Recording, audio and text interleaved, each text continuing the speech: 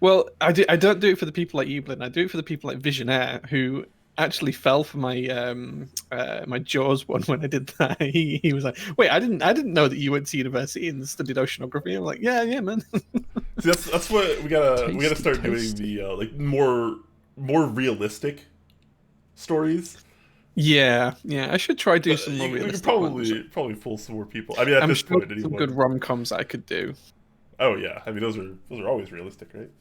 Yeah, yeah. Or like a Jean-Claude Van Damme movie. They're always super realistic. So I could Yeah, probably go with one of those. yeah. Yeah. And I mean, you honestly like Jean Claude Van Damme and you are basically the same person, anyways. Yeah, I right, mean the right. I mean, we like just look exactly like. identical athleticism and To be honest, isn't he like in his 60s? I probably do have a similar athleticism he's to a little someone in the older. 60s. So, I yeah. mean, I feel like a person like that though is one of those people that really does like take proper care of themselves their entire life. I mean, look at Jackie Chan. Like Jackie Chan's still in like really good shape, and he's like in his 60s, I think, Oh too. man, he is. Yeah, he's in such good shape. In such good shape. Jay Yeah. Chef, thank you so much for the 500 miss the intro bits. Oh, Appreciate that. thank you, Jay Chef. Thank you, man. Don't worry, we didn't fool anyone this time. Face Off is not realistic. Okay, you know, Sure. Jay and I To, should to just be honest, swap it faces. probably is closer to being realistic now than when the movie came out. I think the people have had face transplants and stuff with like burn victims and stuff. So Oh maybe it's man, closer to being realism. I don't know. I don't know, man. It's been a long time since I've seen that movie. Yeah, it's a good That's film. that's one of the It's a first shit movies I film, but have it's a good actually film. seen that you've done. Because usually I'm just sitting here left guessing, and I have no idea what's happening. But this time we good. Gio said he bought some Pringles in my honor. I don't like Pringles, man. Nice.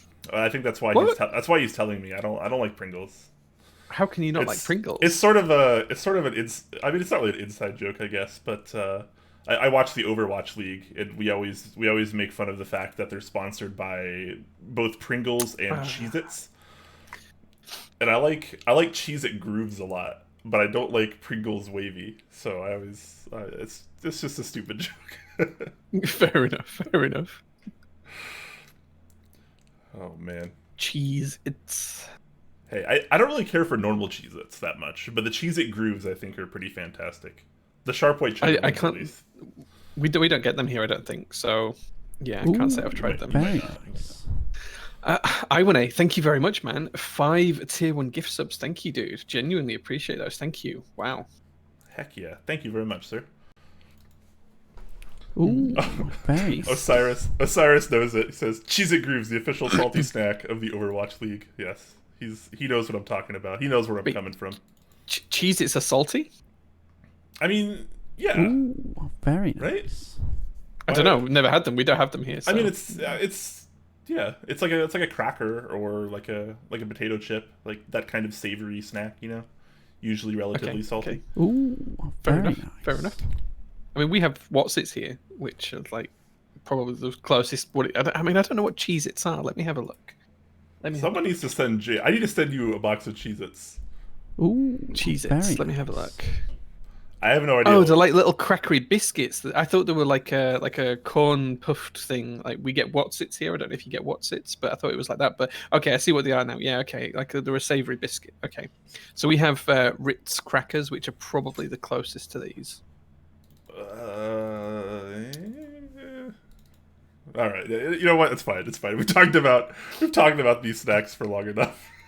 Yeah, Luna. Yes, Cheetos is very, very similar to our Whatsits. Looking at them, yes, they're very, very similar. So That- yeah, that was what I was imagining in my head. But yeah, Ritz crackers are what we have in the UK. That's yeah. closest. Plop knows where I'm coming from. He says Ritz are not even close. Yeah, they're definitely very, very different from a Cheez-It. See, I've never had a What's It or a Hobnob. Top snack segment win. We talk about food like every episode, whether we intend to We or do, not. yeah. Like, it just comes What? up usually in Q&A. Bledin's mentioned something called mini cheddars. What are mini cheddars? What's that? That's like a. I mean, I guess that's closer to a Ritz, I guess, but it's usually still like a thinner, crispier cracker that is cheddar flavored. Oh, I've never seen these, but apparently this is a big thing in the UK. Like they sell them everywhere. Looking at the thing, I've genuinely never seen mini cheddars. Wow. But you have them there? Yeah, mini cheddars are like a big thing here. Like they're for sale on every single website that I can see. I As don't think they're all particularly good, to be fair. But wow, I've never even heard of them. I'm kind of surprised. I mean, I guess I'm a little surprised you don't have Cheez-Its, but I guess I feel like a lot of the snacks that we get in America are like not legal in a lot of other places. Like I know that's true of like Yes. Ireland, for example. Like they don't allow like a lot of the processed foods that we have here because they're so full of chemicals and so unhealthy and so. It's the E numbers, man. It's the although we do have some things here that aren't allowed over there where you are. So we used to have like our version of Skittles. I don't know if you have them there. We have Skittles, yeah. Like, yeah, the colors in those were very different, or the colorings that we used them were very different from the UK to the US because the US wouldn't allow certain ones in there. I think that's changed though recently. I think everyone gets the same ones now. But there's quite a lot of stuff that I saw in America that you just can't get here in the UK. Like, I don't know if it's for legal reasons or just marketing or just they don't see the market for it or whatever. I don't know. But your candy kind of stuff over there is just huge compared to what we have. You have 10 times what we have. America really likes to be fat, so we're really good at snacks. Yeah, we have Kinder eggs. Don't worry, Dee. We have Kinder eggs. What's a Kinder egg? Is that one of the ones that has like toys inside of it? Yeah, it's like Kinder chocolate, which is kind of like it's not real chocolate. It's like sweet and it's not good. I don't like it, but it's like a encased around like a little pocket and there's a toy inside, and you kind of eat chocolate and then you get the little toy inside. The Fun Master says we're #1 in pre-existing conditions. Oh, America, great! Am I right? Fair. Oh man, it's illegal in the U.S. Yeah, I think I remember when they outlawed those. Wait, a Kinder Egg's still legal here? Yeah, Meermoth in chat says, or didn't they ban somewhere because kids choked on the toy? I think that was here. I think that was in the U.S. Oh wow! I mean, they're quite big. I'd be surprised if anyone could choke the toy. But yeah, it's now called Kinder Surprise here, not Kinder Egg. So unless that's change the name so hopefully fewer people choke on them, I suppose. Yeah, I've not had a Kinder Egg in like decades. Wow. Oh man. Jono in chat says you underestimate Americans shoving things into their mouth. That's so true. That's so true. Americans just want to eat everything. And I know this because I'm an American. And I want to eat everything. I enjoyed some of the food when I came over to Seattle. And I've been to the US a few times. But when I was over in Seattle last year, we had some good food. That Katsu burger place was really good. Wasn't that good? Yeah, that place is underrated as hell. That was really good. Oh, man. I love food. Wow, I can buy 4,000 Kinder Eggs on Amazon. 4,000? Wow. 4,000. Yeah, I don't know why I'd want 4,000, but I can. You're gonna stock them on Prototypist? Yeah, sure. Send them along with people's GMK sets or something. Oh yeah, can you imagine shipping products to the US and then I get infringements for sending illegal products over to the US? That doesn't sound like a good idea. Oh my gosh, this is amazing. PMSing Chicken, thank you so much for the tier 1, man. 30 months just says hi. 30 months, wow. He's had 3 Top Clack babies now. Yeah. I feel like that didn't used to sound weird when you say it, but now it just sounds awkward every time you say Top Clack baby. Yeah. Oh man, Young Woody also subbing at tier 1 for 5 months in a row. Thank you so much, man. Cheers to you guys. Thanks, man. Thank you. Drinking some tea out of my my Ski Dada cup here. Oh, that's cool. Where did you get that from? TKC sent it to me back when we were sponsored by them. Very nice. Wait, I didn't get one. Well, I mean, I'm way cooler than you, obviously. Well, that's a given. That's a given. I shouldn't really show this, but I do have my. I don't know if it's going to catch it in the light. My Prototypist mug. See, I need one of those. That's what I. You can have one of these. There is a few people who do have them. Mr. Petrov has one. OCM has one. You don't sell them, right?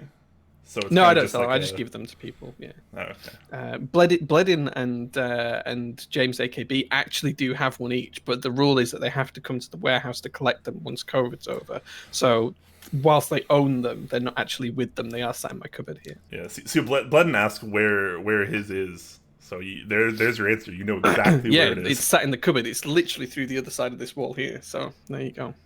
Oh man, I feel like we should start the show, but I like talking about food Just and cups. riffing. Yeah, and We Plop should. MK, thank you very much for the Prime subscription, man, as well. Thank you, dude. Thank you very much. I feel like we we should start another stream too, a sister stream of Top Clack, and just do Top Snack, and it won't be keyboard related at all. We will straight up just talk about food and food related things. Yeah. Oh, Jax, don't talk about food like that now. Like, oh. I'm pretty hungry too.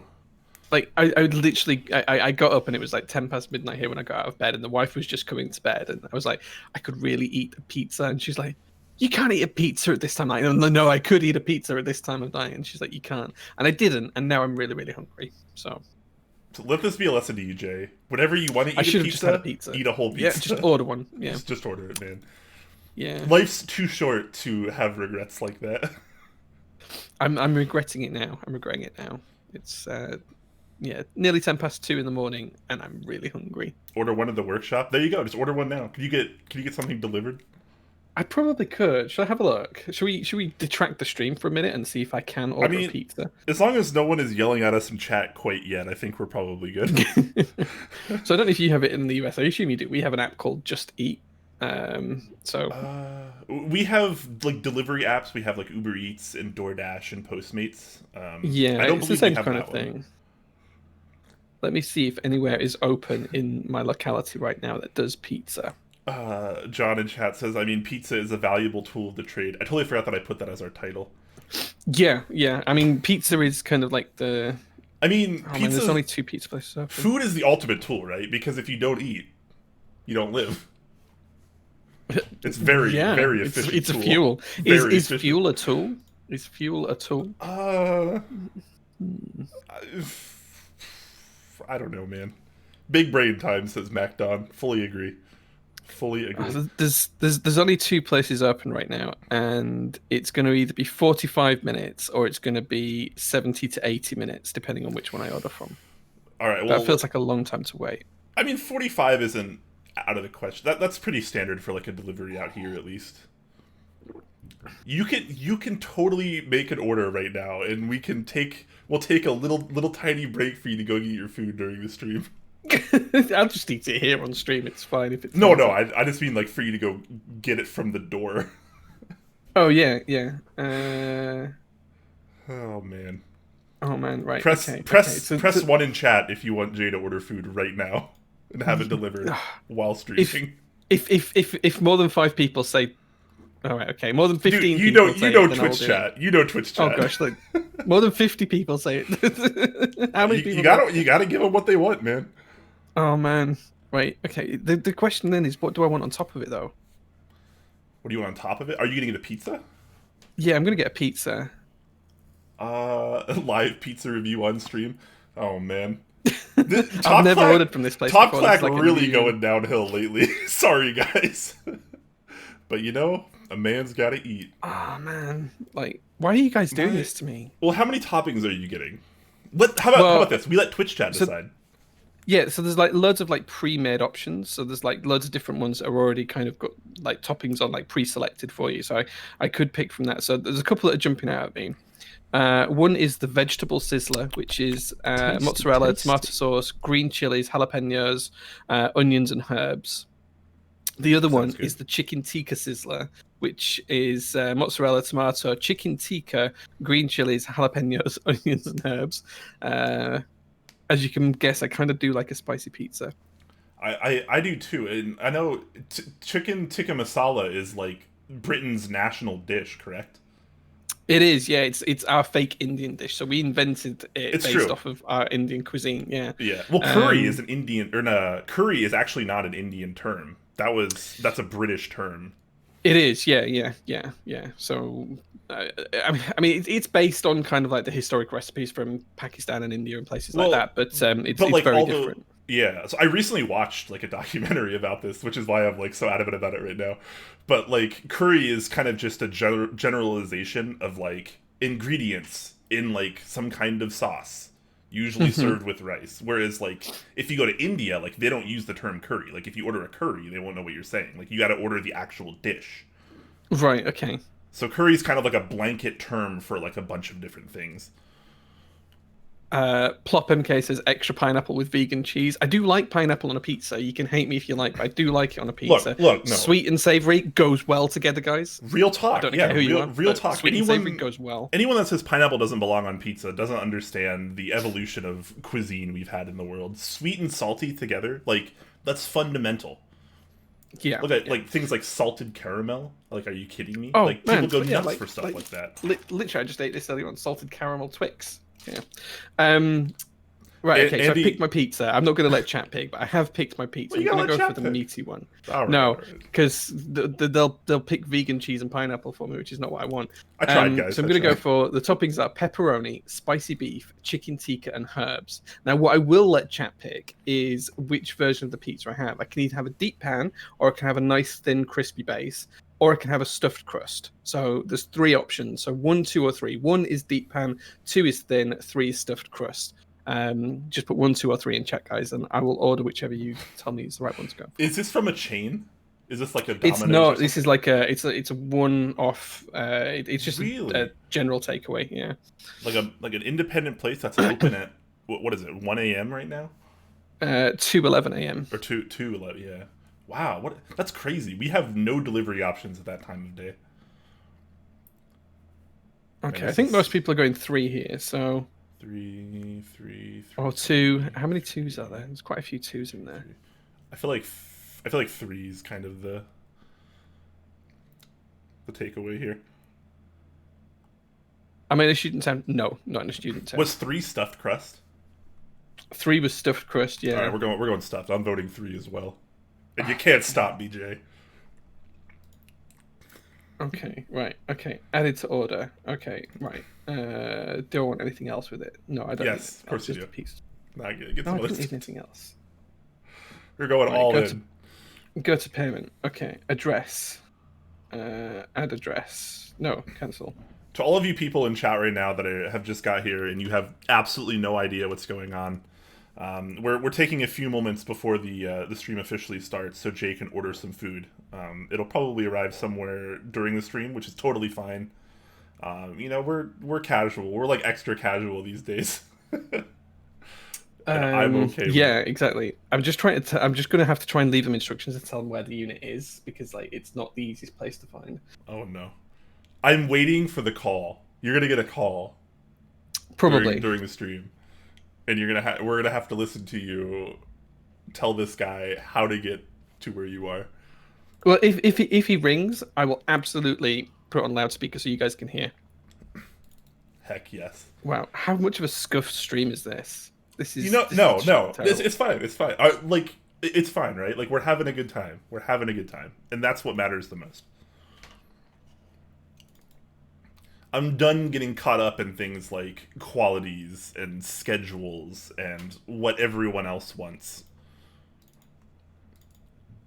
Okay, right. Okay, I've now given them some instructions on how to find it, and now I'm about to pay. So, all right. Once you're done there, we can officially get started. We can start the show. Yeah, once I've got the food ordered. And then we'll have a fun little break once you get that phone call that I'm gonna say you're inevitably gonna get.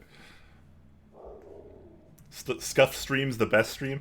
Yeah, I mean, that's just kind of how it goes, right? Like, when you're doing live streams, like, you never really know exactly what's going to happen, and you just kind of, you take the good with the bad, and you just roll with it, and try to have a good time. Yeah, exactly. There we go. It's ordered. I'm just waiting for confirmation right now, so as soon as I confirm it... Alright, well, now we have all of your payment info. Thank you very much for that. You can't see all my payment info on there. We can see the right parts. No, I'm just kidding. Totally kidding. So I just need to hope that they're going to accept it, because that's the trick now. Like, if they've forgotten to turn the machine off that says they'll accept online orders at this time, that's the risk. Oh, that'd be a heartbreaker. It would be, because I'm really looking forward to this pizza now. Yeah. If you can't get the pizza, we're definitely going to have to see some Fs in chat. Emir says, look for the big white sign saying prototypist. Well, it does have a big sign up outside, yeah. The issue is it's like a retail unit that's set back from the road. So there's like a pub and there's a legal firm and stuff like that on the main strip. And then behind that, there's a whole row of units. So you have to turn down the right entrance for it. Oh. There Uh-oh. we go. Order Co- confirmed. Confirmation? There we go. Nice. Yeah. 3:15 confirmed, there it arrival, is. I think is what that was showing. Yeah, 3:15 arrival for the food. Yeah. It's back Nice. to front, guys, but it's there. Nice. Right. So yeah, let's wait for the inevitable phone call when they say, "Where are we bringing this?" All right, guys. Well, let's get the show rolling here, and we'll get back to the food later, I'm sure.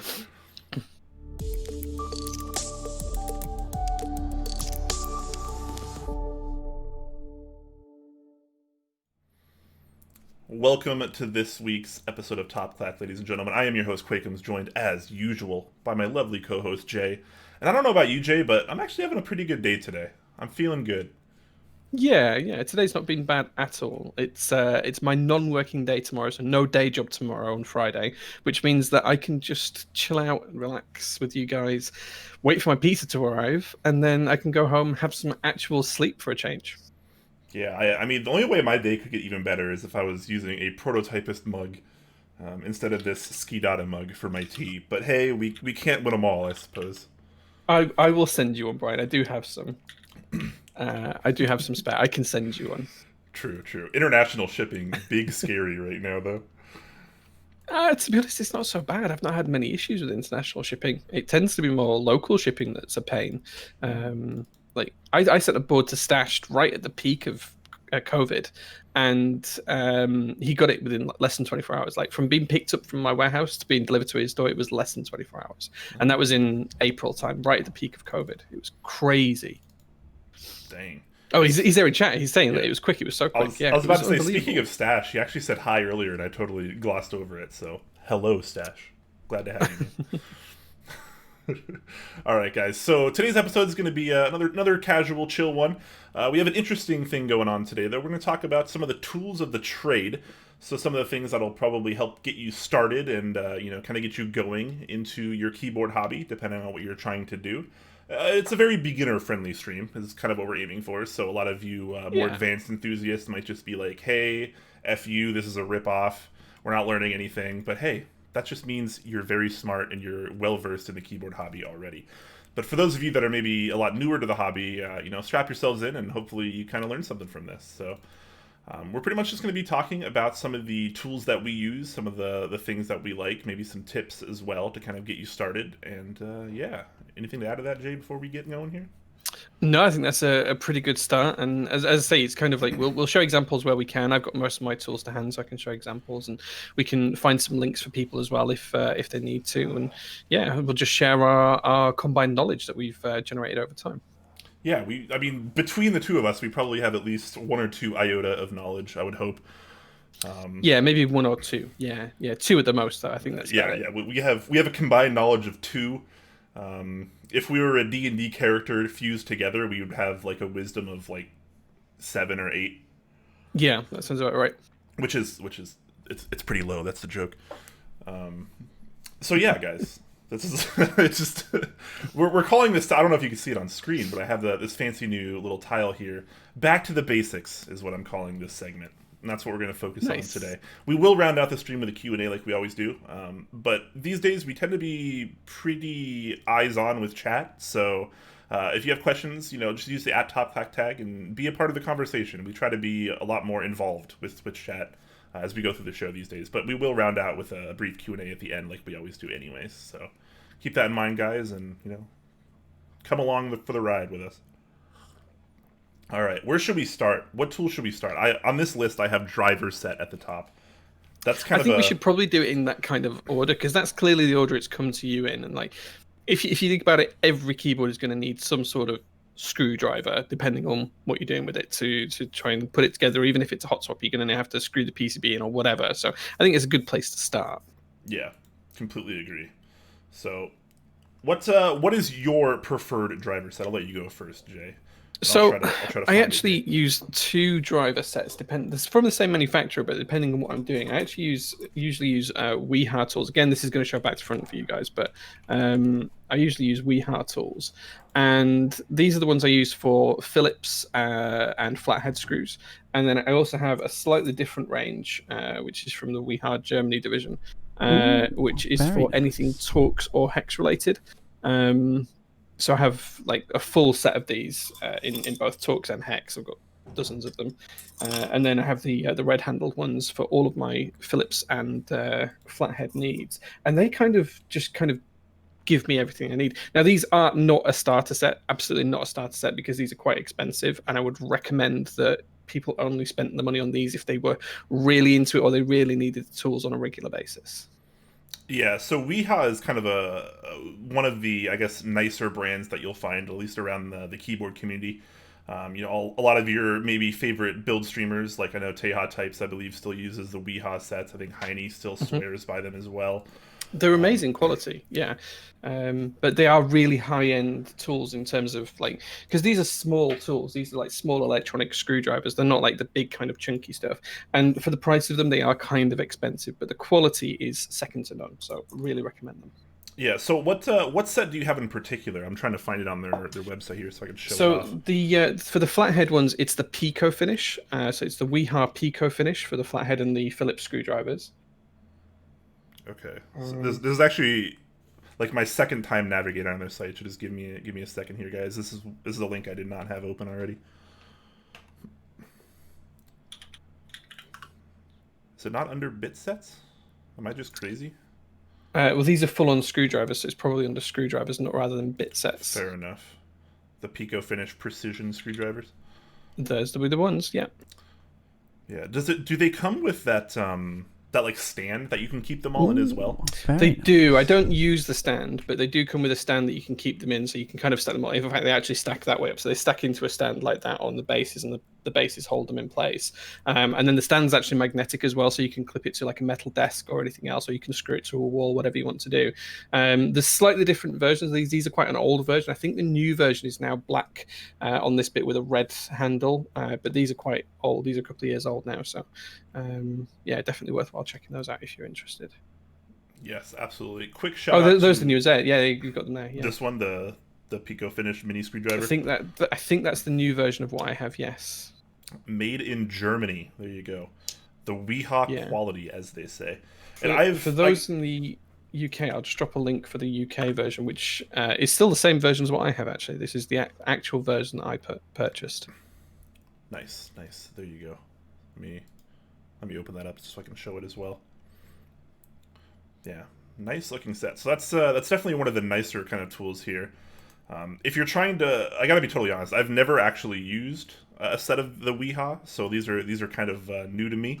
I tend to Okay. be more of a budget conscious user, so I kind of go for something like the Nanch set, for example. Oh yes, again a great set though. Great set. Yeah, which come on, work with me here, Amazon. That is Amazon.co.uk, by the way. Oh, is it? Oh, whatever. You Doesn't really probably matter. want to go to Amazon.com for Nanch. I mean, it doesn't. Yeah, I mean, I guess. Amazon.com. Nanch. All right. Hey, it's the first one. $20 a set. I can show this off a little bit on camera here. This is mainly what I use as well for almost everything. It has a pretty long shaft, Jay. I don't know if you know. And But, that's kind of a good thing. Having a long, thin shaft is good for those boards that have got the deeply recessed screws when you have to get right in there. You have to get really deep in there. And sexual innuendos aside, it's totally true because I used to. This is real talk time. So I also have an iFixit kit, which is kind of which was my go-to for a while. Pretty nice kit. I mean, it's probably not Weha quality to be fair, but it does offer quite a few drivers for I think this set was probably like $40 or $50, and it has quite a few options there. But I was building. I'm trying to remember what board it was. I was building a board, and if it comes to me, I'll definitely let you guys know. But I couldn't get to the back screws at all with the iFixit kit. It was like I just could not open the board because of the kit that I had. And someone at the time suggested, I think it was Geo actually, shout out to Geo in chat. He said, "Oh, you should just get the Nanch set," and I was like, "What the heck's that?" And he showed me, and I was like, "Okay, that's only $20. Like that's value. I like that." So I bought the Nanch set, and it's been great ever since. The one issue I would say with the Nanch set, and Geo is going to have to tell me the exact size in chat because I can't remember. It's missing one hex size that is actually pretty common in the keyboard community. Right. Okay. So basically what I do is, since I have both, I just use the bit that I need from the iFixit kit, and I just use it on the actual Nanch driver. So that's the kind of combo I use whenever I need that. I think it's 2.5 hex, but I could be wrong. Pretty sure it's missing 2. I have an iFixit kit. Yeah, the iFixit kit's it's pretty good, but the thing I like about the Nanch, and obviously the Weehaw has this as well, is just the fact that they're so long. And this is certainly one place in the community where longer is better, is in keyboards. I'm just gonna go mute for a second because I think the delivery driver's calling me. Oh, he's calling you already? No, you're supposed to put on a speakerphone. Jay, please. Press F. Jonathan. Hello. Yeah, that's me. Yeah. Hi, mate. It's the manager of Rogers. You alright? Hi there. How you doing? You all right? Alright, mate. How are you? Yeah. No, hungry. I can hear that belly rumbling from here. Don't worry, mate. Are you coming to pick your food up, or is it a delivery you're after? It's a delivery. Yeah. Smashing. Not a problem. I'll put it through for you. The driver, ETA for 3:15, but it's a bit steady right now, so it's looking like it should be on time before maybe all being low. That's great. Yeah. So just to let you know where we are, because it's a little bit difficult to find. It's like a warehouse unit, but we're just working late tonight. Sure. Sure. I'll tell the driver to give you a call, and then you can explain to him. Great. Okay. Perfect. Thanks very much. Now, appreciate that. Cheers. Thanks. Bye. Cheers, mate. Bye. Well, there we go. That was fantastic, and I have to be honest. That sounded like one of the nicest people in the food industry I've ever heard in my life. That's yeah. I mean, that's what everyone's like in the UK. That's what we're like here. I mean, okay, so that must be a UK thing because, and I'm sure our American viewers could back me up on this. When was the last time you had that level of customer service on a pizza delivery? When was the last time you had someone to talk to that was that nice, making and/or delivering your pizza? Because that was otherworldly in my eyes. Everyone out here, that's like what I would expect. Like Bledin's the only other person in chat that I know that's from UK. Bledin will back me up. I know he likes to take away pizza. Like the takeaways here are genuinely nice guys, nice people. They just want to make a living. They want to do a good job, and yeah, like it's really normal for them to be nice and friendly. I think my Twitch chat's broken. I can see it moving on stream, but in the OBS preview, it's not actually there. Which is kind of unfortunate. Yeah. Please, OBS. John O'Colwell says that this guy's the most British-sounding guy I've ever heard with the name Raj. I mean, he will be British. I mean, like where I live is in Bradford. There's a high density of Asian population, so it's pretty good. Which makes it really, really good when you do want a curry, because there's some really, really nice curry places around here. But yeah. Yeah, my favorite part is when he said "smashing." I love hearing that. I don't know why. Every British kind of like what's the word I'm looking for? Kind of cliche was kind of ticked in that. He really checked all the boxes, and man, I cannot be happier about that. Oh my gosh, I wish. Can I refresh Twitch chat in OBS? Is that a thing? Because Twitch chat's actually broken for me. I don't know what people are saying right now. Yeah, Pio. Yes, I'm 100% a Yorkshire born and bred guy, and clearly that guy is Yorkshire as well. I've never spoken to him before because I've never ordered from there before. But yeah, let's see how the delivery driver does when he rings me. Okay, you might have to be the eyes on chat, Jay, because it's not going to work for me, unfortunately, unless I actually bring up Twitch. But I have to display other things. Actually, wait, hold on. Let me. You can pop it out from if you go to the stream manager on Twitch in browser, you can pop it out from there. Can you?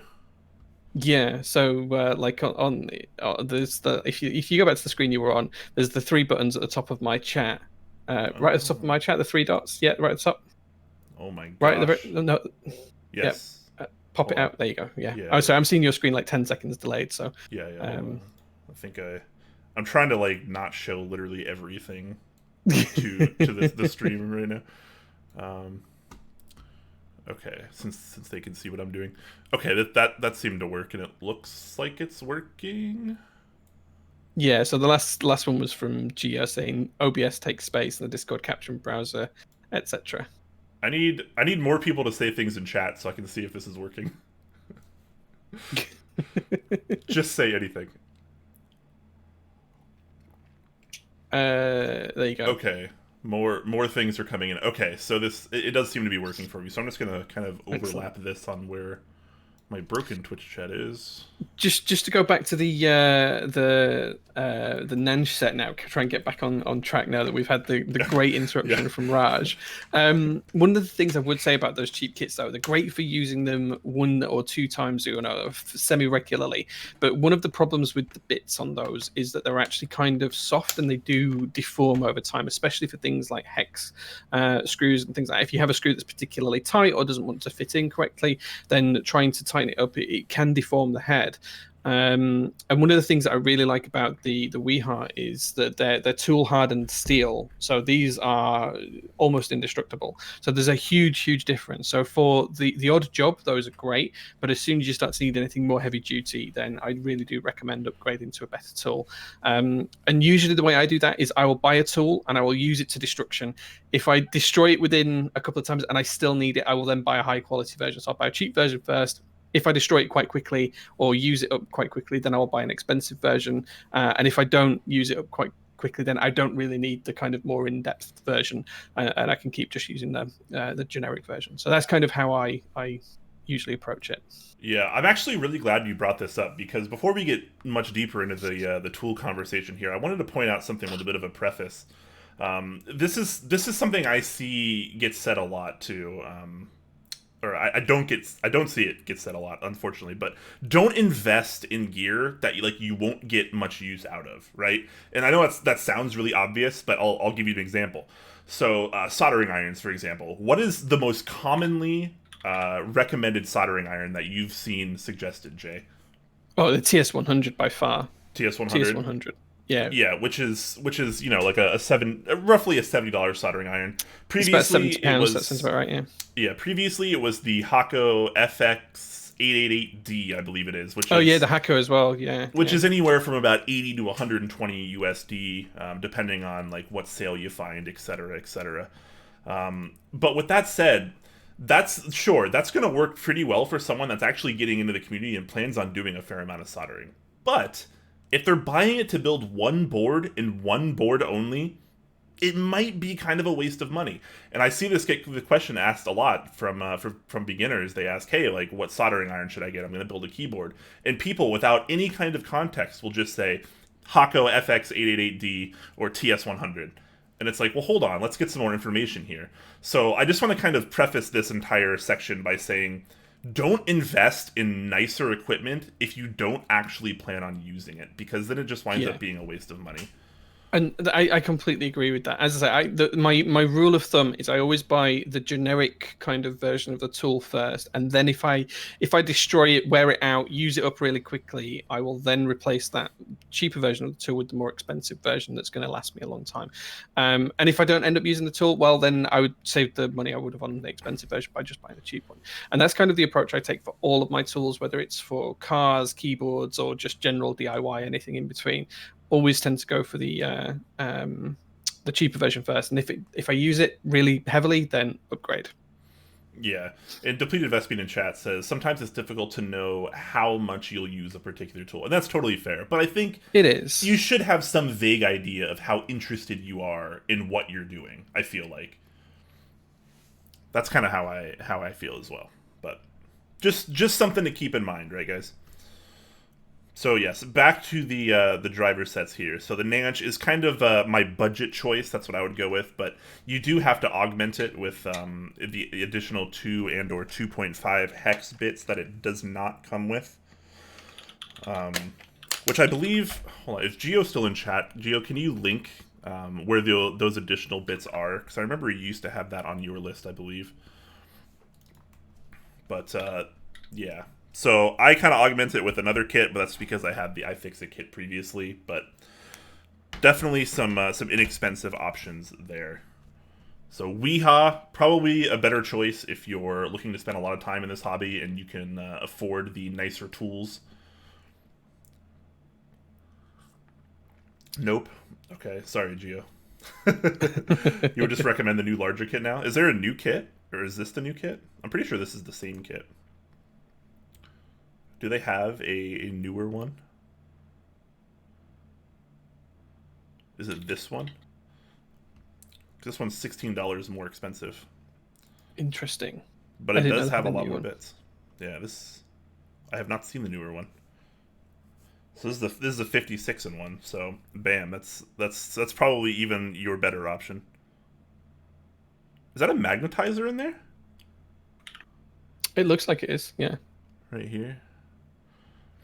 That's pretty cool. I totally forgot to add that on my my list of stuff too. A magnetizer is fantastic. Still has the nice long shafts. Well, we know how much we all appreciate nice long shafts. Yeah, and that is one good thing about the tools that you're showing there and the Weeha ones. Like the shafts are long and slender, so you can actually get them in there for the long ones. The other screwdriver set I use is actually manufactured by Weeha, but it's rebranded, and it is kind of like I use this for general electronics, not just for keyboards, and it's kind of like a 50-in-1 tool set, and that's made by a company called Xiaomi. I think that's pronounced right. Xiaomi. And Xiaomi, yeah, I'm not sure, but that's kind of very similar to that Nenge kit in the fact that it's got a lot of options available for it. The only problem is the drivers are quite short, so I'll drop a link in case anyone is interested in that in a second. I'm just trying to find it. Okay, I can't find the exact one. Well, I can find the exact same one just under a different brand, which is Sunan. But this is the same one as the other one I use, and yeah, it's fine for a lot of things apart from when you need a deep shaft. Yeah, I mean sometimes you need the deep shaft. Ivan says just pull on it and twist, and the shaft extends. That's nice. Absolutely high. This stream is just going to be full of sexual innuendos, isn't it? Which is totally fine with me, by the way. But yeah, it looks like the newer Nance kit might be the play if you're looking to kind of ball out on a budget here a little bit. It's $36, so it's a little bit more expensive than the smaller kit, of course, but it does seem to have all the bits that you would need. And it comes with a magnetizer too, so it saves you from buying one of those if that's something you were also interested in. So I like that. That's good value. Yeah, it's pretty good value. It's pretty good value. Heck yeah. Ooh, All right. very nice. Thank you so much for the sub, Switch Keys AU. Appreciate that, man. Oh, thank you, Steph. Appreciate that, man. 12 months in a row too. I know, 12 months. Cheers to that. Hi, Zui. How you doing, man?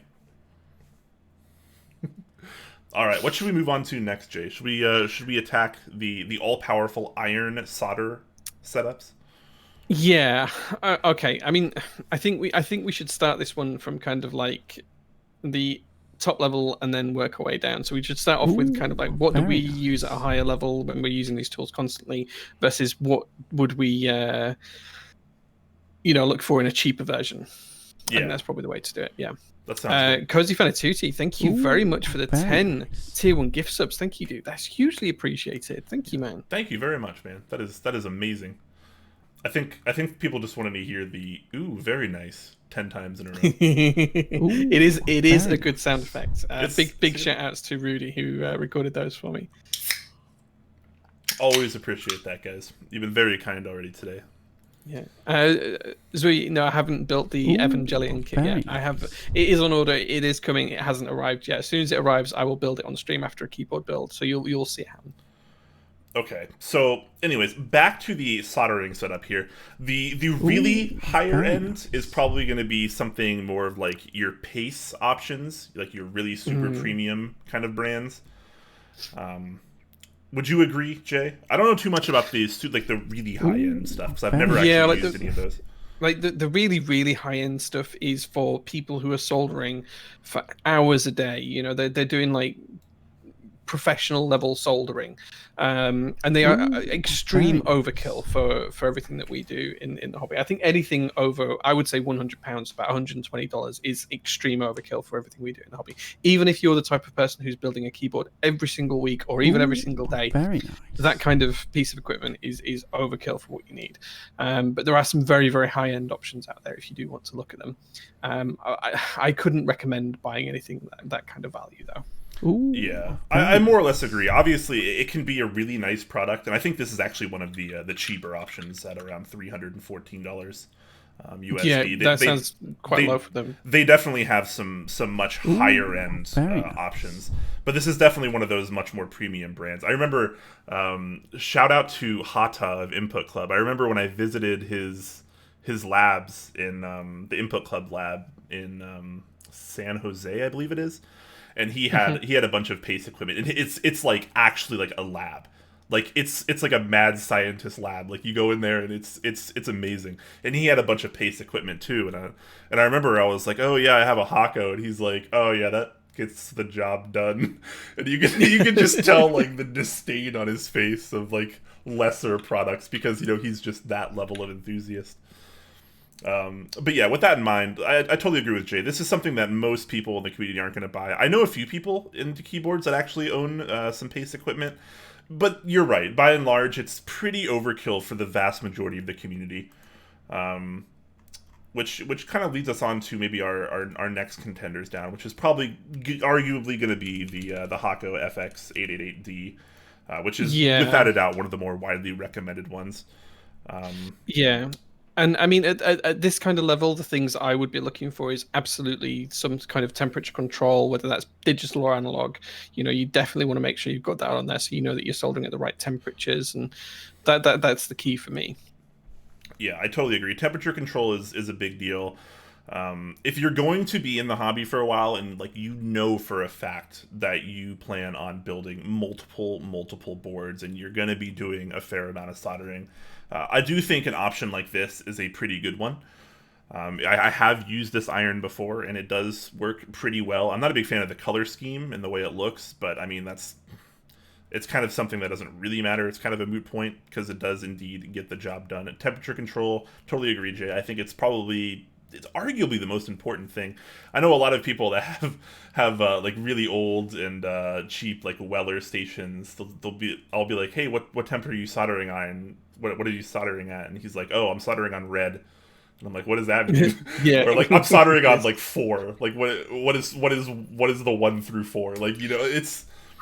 It like arguably it's not going to make that big of a difference as long as it's hot enough and like you work well enough. Like you can pretty much work with most irons. It'll get the job done, but having the temperature control really is really nice. And an iron like this is really good because it actually one thing that differentiates a lot of the cheaper irons from the slightly nicer or more expensive irons is not just like temperature control per se, but the fact that they have consistency in what temperature they can keep. So you can get a lot of fluctuation in cheaper irons, or it can just not be the advertised temperature. Whereas in an iron like this, generally what you see is what you get, and that's a relatively good thing in this scenario. Yeah, and absolutely, there's nothing wrong with buying an iron at this kind of price, or lower, and you can buy a $15 or £10 one, depending on where you are in the world, and it will do the job, right? It will do the job. And if you're only going to ever solder one board, that's probably where my recommendation would be. But these are more specialized kits for people who are serious about their soldering. They're going to be doing it on a regular basis, and they want a nice tool to do a nice job with. Something that's really reliable and well put together and is calibrated properly.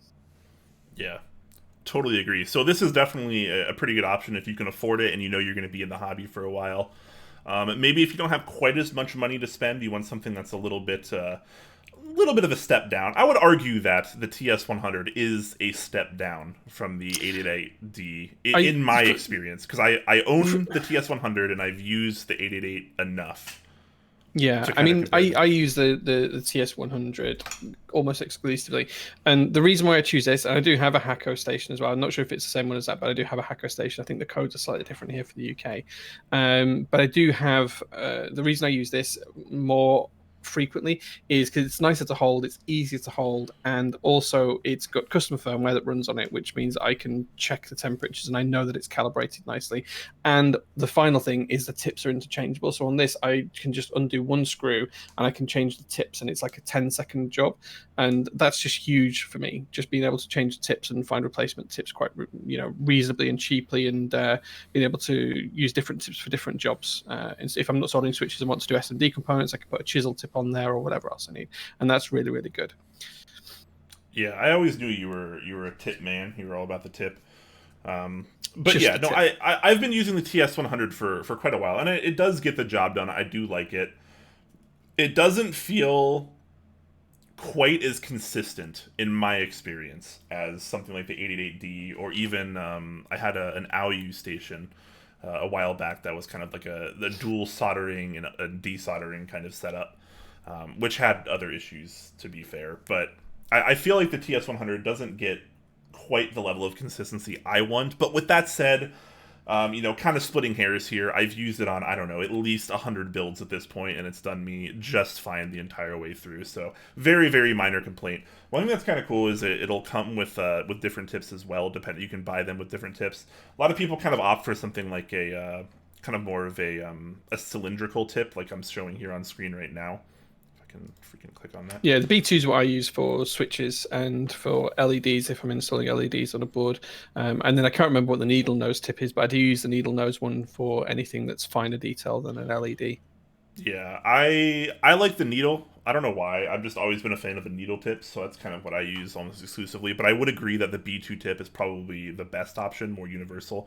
I believe they also have a chisel tip, if I'm not mistaken. I know a few people that prefer the chisel. They do, yeah. I have a chisel tip. I'm not sure if I've got it to hand, but I do have a chisel tip as well. No, I don't have it to hand. It must be in the warehouse. But yes, the chisel tip is really, really good if you need to do any drag soldering or anything like that. So if you're trying to reflow an MCU or similar, it's really, really good.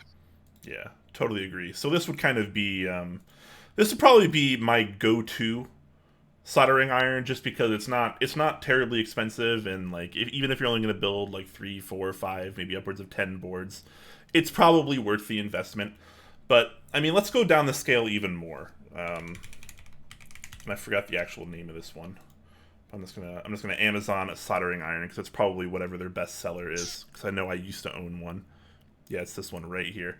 So if you're going down kind of on the list and you really don't want to spend a whole lot of money, maybe you're just putting together one board for yourself and it's kind of a budget build, you don't have a lot of spare cash, but you want to build it yourself, you can invest in something like this, which is just a very inexpensive $21 soldering kit. It comes with a desoldering hand pump, it comes with some tweezers, it comes with some solder, and it comes with multiple tips. Now, it even comes with a stand, which is pretty cool. Now, the quality of this, probably not going to be very high, but let's be real, it'll probably get you through at least a few keyboard builds. And the fact that it comes with some extras is pretty sorry, nice go as on. well. No, sorry, what is Gio saying? I was just going to say, Geo in chat is talking about the KSGR station is the same as the TS100 in a very small station form factor. So there is a slightly different version of it. And Perry 4761 also said the TS80 is indeed better, but it's not worth it to upgrade if you already have the TS100. So I have a TS80 as well, and like it's okay. But I think the TS100 is a better soldering iron overall. Like I'm much more comfortable with it over the TS80. I don't know why. Just maybe that's just the way I am. Well, the TS80 is USB powered, right? That's kind of the big drawing factor to it. Yeah, and I find that that's less consistent. So I don't know. Yeah, I completely agree. I have never used the TS80, but I would assume that would be the case. It's also a bit more expensive from what I'm seeing here. The only reason I'd use a TS80 over the TS100 personally is because the tips are more the standard tips, but I don't think they're proprietary like the standard ones are. Gotcha. Yeah, I mean, having a USB powered iron is kind of cool, but I mean, if like you're at your desk soldering, you probably have a power outlet to spare, probably. Mm-hmm. It's not as comfortable for me to hold. I think that's the issue with the TS80. So on the TS100, it's kind of not square and it's not round. It's kind of rectangular with rounded corners, and it just sits nicely in the hand. The TS80 is kind of fully rounded, and I feel like I'm not as accurate when I'm placing it on the board. But maybe that's just personal. Gotcha. Geo bringing all the knowledge to Twitch chat right now. Iwinus says, get Geo in voice as a special guest. All right, Geo, you want to join us? Talk about soldering irons. Even though we should probably, we have lots of other tools to talk about still. We should probably move on, honestly. Just gonna pace ADS 200, says Osiris. There you go. Just thanks, Osiris. Like spend the 300. Everyone should buy that, dollars. right? Yeah. In the UK, just for reference, that is £255. So yeah, that sounds like just the kind of price that everyone wants to spend on a soldering iron. Yeah, I think that's like the entry level pace station as well. It is, yeah. Oh man. So yeah, you definitely don't need to invest a ton of money if you're a beginner and you don't plan on building a lot of boards. I had this kit. This is a little bit more updated than what I had, but the price is the same. But I had this kit, and I built 3 boards with it pretty well, including my very first build. So it kind of has a special place in my heart. That build took me like 3 hours to solder because I was just so wow. I'd never soldered before. It was my first time, and like I was so nervous, so nervous. It was good times though. Oh man, I've just got a message off of the. Do we have a pizza update? Pizza update is it's just come out of the oven. It's just come out of the oven. I don't know how far away these guys are actually. 4 miles away. Okay, so maybe 20 minutes. 20 minutes. Okay, we'll figure it out. All right, so there's some quick info on a few soldering irons there. Trey Pop in chat is asking, what solder sucker would you recommend? So this is another scenario where it really depends on how much money you're trying to spend. If you're not trying to spend much money, this included hand pump right here will get you the job done, probably. I like to refer to it as Old Blue. I have one. I can reach over and grab it once I see it somewhere in there. Yeah, Big Blue. I like saying Old Blue. It's kind of the Old Faithful, right? Like it's kind of trash, but it'll work, right? And I know previous Top Clack host Man of Interest is kind of known for going with the Old Blue on a lot of his desoldering adventures. He put that to the use quite a few times. I'm not as big of a fan of it. I own one. If I'm just desoldering 1 or 2 switches or something, I use it. It's fine. It gets the job done.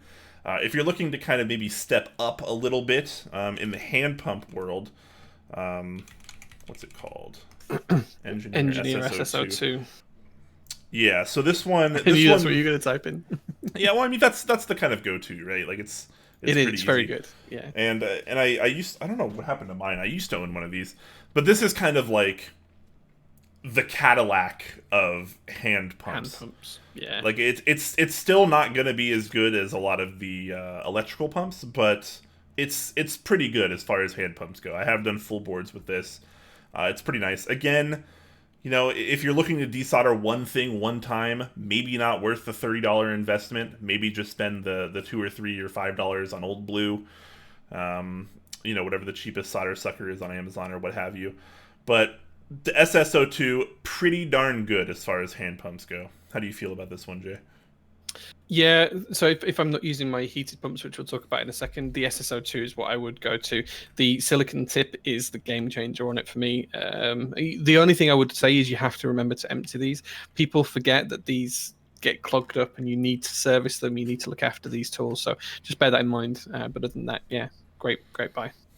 Yeah, fully agree. So what would you say is the next step up as far as desoldering goes? So there's probably 2 steps up from this. There's kind of like there's the full-on desoldering stations, which is where you have a gun. And there's the Hacko version that I know you have, Brian. I have a slightly different version from the UK from a local retailer here, which people might have seen me use, which is kind of like a base station and a gun. But there is kind of like an interim step, and that's where you can get a heated solder sucker. So this is very, very similar to the Engineer or Old Blue, but it's actually a heated version. And these tend to be a little bit more expensive expensive, around £20 in the UK, so probably about $30. You might be able to find them on Amazon, but they're effectively the same idea. You press the pump down, you press the plunger, and it sucks up the solder, but it's actually heated, so you don't have to have a secondary iron there.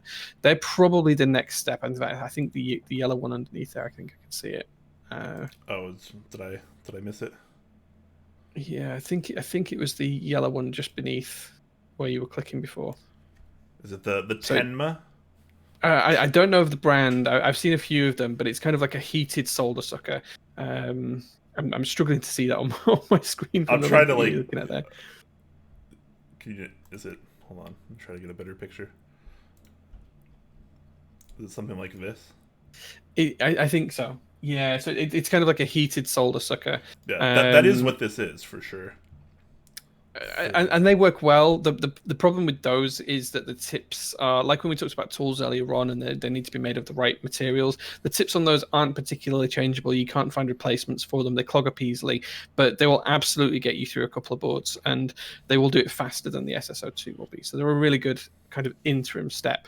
So I don't know. I'm kind of in two minds as to whether I'd just say stick with the SSO2 engineer if you want this kind of interim step and a standard soldering iron, rather than get one of these. But it's kind of like another option. I've used them. They're fairly okay, and they're relatively easy to use. But I think the real answer to this is if you want to go all out and you want to buy the kind of like daddy of the tools, then you need to look at a proper desoldering station. Yeah. I'm trying to... Yeah, FR301.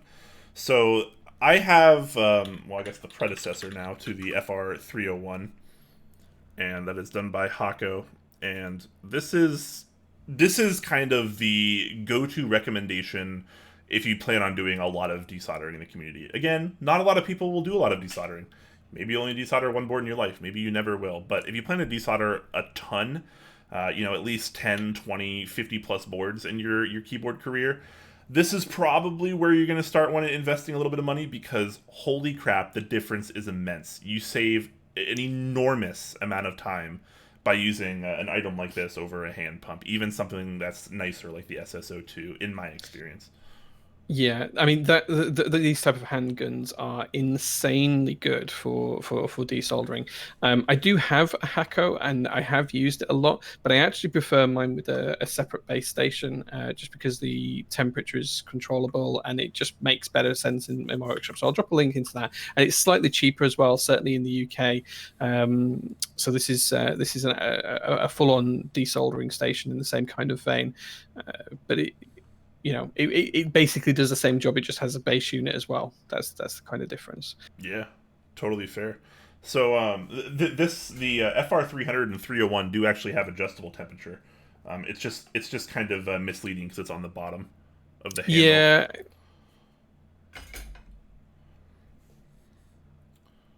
Yeah.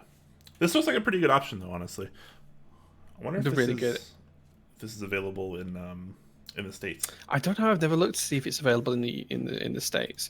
But these are, I mean, the replacement parts for these are really cheap. You can get new tips, you can get new glass vials in them and stuff. And I know you can get it for the Hako as well, but the gun's a lot lighter than the Hako, and it's a nicer tool to use for a long period of time, for me personally. Yeah, so that makes total sense too, because when you have something like the 300 or the 301, everything's in the gun, right? So it's heavy, it's bulky, it's kind of... My pizza's here, guys. I'll be back in a second. He's got pizza! Alright, we're waiting on this pizza, gentlemen. But yeah, this is obviously a little bit heavier, a little bit bulkier, and it's a little bit more unwieldy, I guess you might say. So definitely could have some other options, like Jay said, but I am just in love with my FR300, and if I were buying one right now, I'd obviously buy the 301 because it's the newer model, but this thing just rips through desoldering boards. I remember one time I desoldered a 60% in under 5 minutes, and that felt really good. Yeah, well, that's the difference. The difference between spending an hour doing something and spending 10 minutes doing it. Yeah, absolutely. Did you get your pizza? Did it arrive safely? I did. It arrived safely. Nice. Oh, it's got sauces with it. I wasn't expecting that. All right, so now we get to watch you eat pizza, which is fantastic. Nom, nom, nom, nom, nom. Yes, so there you go. There's some desoldering options for you guys And this is obviously, there's probably way nicer stuff, just like how there's the nicer paste stuff. There's probably, some much nicer desoldering stations, but similar to the paste products that we talked about for the soldering irons, they're probably very, very overkill as far as the keyboard hobby is concerned. I would only recommend buying one if you're going to be desoldering boards on a regular basis. Harvesting switches, things like that. But yeah, otherwise they're not really needed. Man, this smells spicy. I'm so jealous, man. I'm so jealous. Bledden says, shout out to the delivery guy for just finding you no probs. Yeah, he just had no problems. Yeah, we've ordered food here a few times when we've been packaging and stuff with me and the wife, and usually we have to go outside and kind of guide them to where it is and stuff. But this guy, now I knew where it straight was. I feel like anyone that says smashing, anyone that uses the word smashing, can find whatever they need to. Just saying. All right, do we get a first impressions and a finished review of the pizza as well? I mean, first impressions are it's a little bit greasy, but it's kind of what I need right now. It's spicy, it's tasty, it's nicely cooked, it's not overcooked, it's not undercooked. It's not the type of pizza where it's all the toppings just gonna slide off either. Cheese is still stringy. Yeah, it's all right for a takeaway pizza for a few quid. It's good. Nice. Juliet is asking if we get a slice. I mean, you gotta supply pizza to all of Twitch chat now. All 88 people, or however many people are in here right now. Yeah, sure. Just DM me your addresses and I'll not do anything with them. Before your inbox erupts. Anyways, let's move along here with some other tools. We still have quite a few we want to talk about. So that's some desoldering and soldering kind of equipment. Next up, I want to talk about switch openers.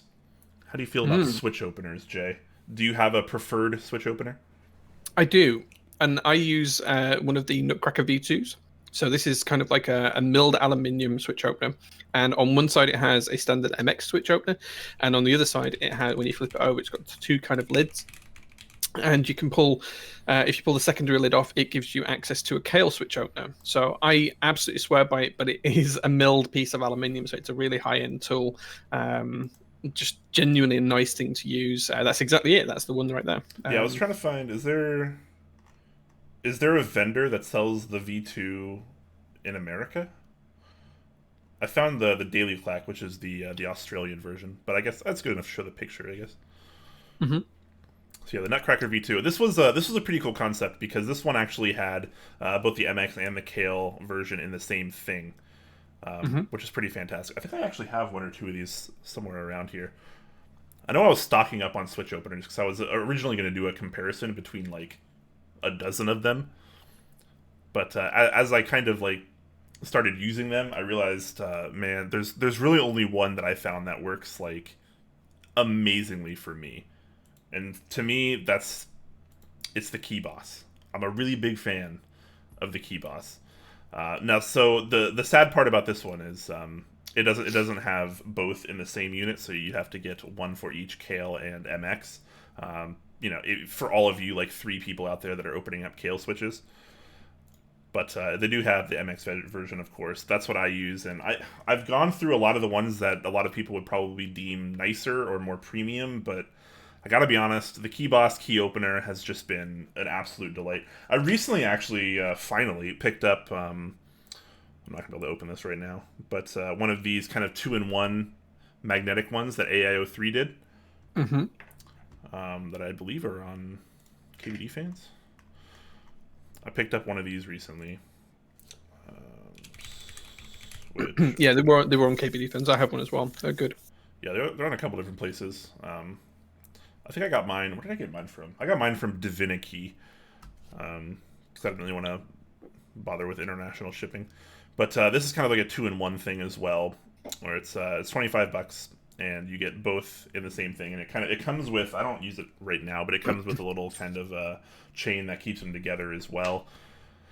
I haven't put this to a whole lot of use yet, so I don't really know how much I prefer it over the key opener from Key Boss, but I really do like the Key Boss, guys. This is kind of my go-to. Yeah, I mean, it's a good premium option. As I say, I like the Nutcracker V2, but there's no at this kind of level there are piece of premium equipment. As long as they open in the switches, then you're gonna find that they work quite well for you. Yeah, Totally agree. Quick shout out to Teal Technic for the tier 1 sub. Appreciate that, my friend. Thanks, man. 11 months. Wow, thank you, dude. Yeah, absolutely. I can't believe that I'm eating pizza on stream. This feels really wrong. It's so good. Is anyone bothered that Jay is eating pizza on stream?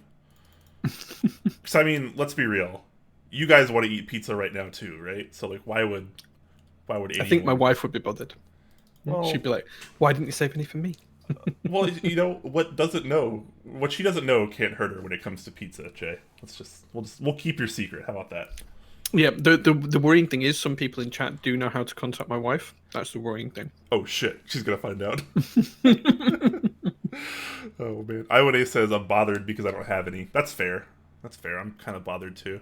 I'm gonna have to find some Chilitas just for you. Here you go, man. Have a bite. Nom nom nom. Oh man, we get the pizza cam. Yeah, I mean that's under really bright streamlight, so it's looking kind of yellow on the image, but it's a lovely golden brown. It's actually really really good as this. I'm going to order from these guys again because this is really good. Nice. Yeah, I would order again just because of the way that guy sounded on the phone. Top tier bloke. McDonald says snitches get stitches. It's so true. Nobody tell Jay's wife that he's eating pizza. Chuleta's asking what flavor you got. He must have not been here for the order. Yeah, so this has got chicken tikka on it. It's got pepperoni, jalapenos, onions, some sort of spicy mincemeat. It's just like meaty and tasty and spicy.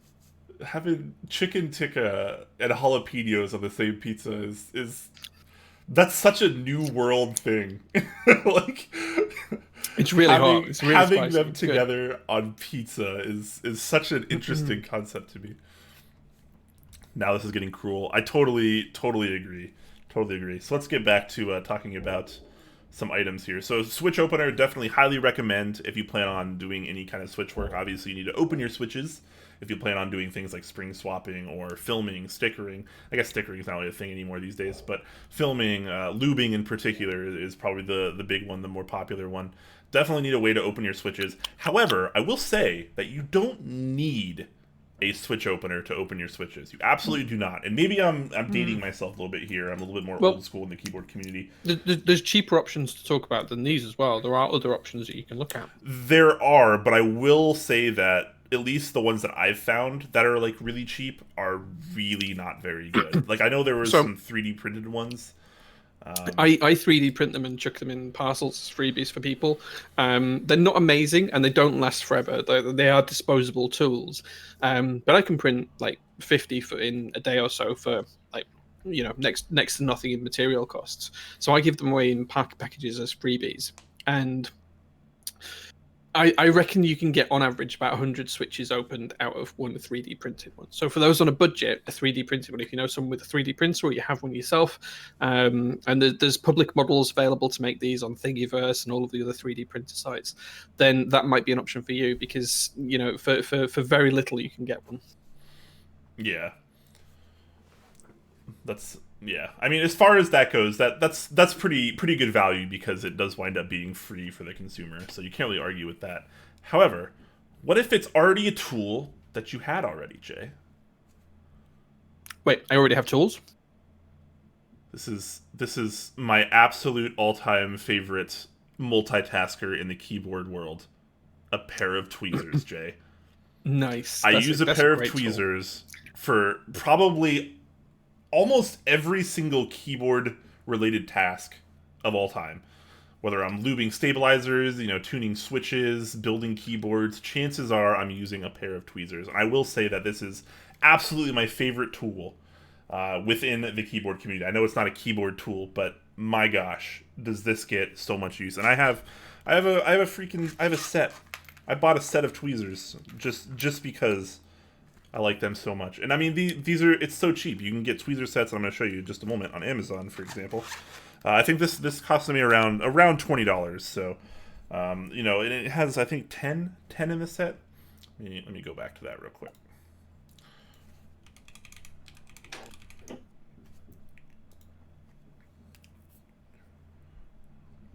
right. The one I have is by a brand called Elzai. But I imagine a lot of these would probably be fairly okay as well. They're not the most high-end premium of all-time tweezers, but you don't really need that.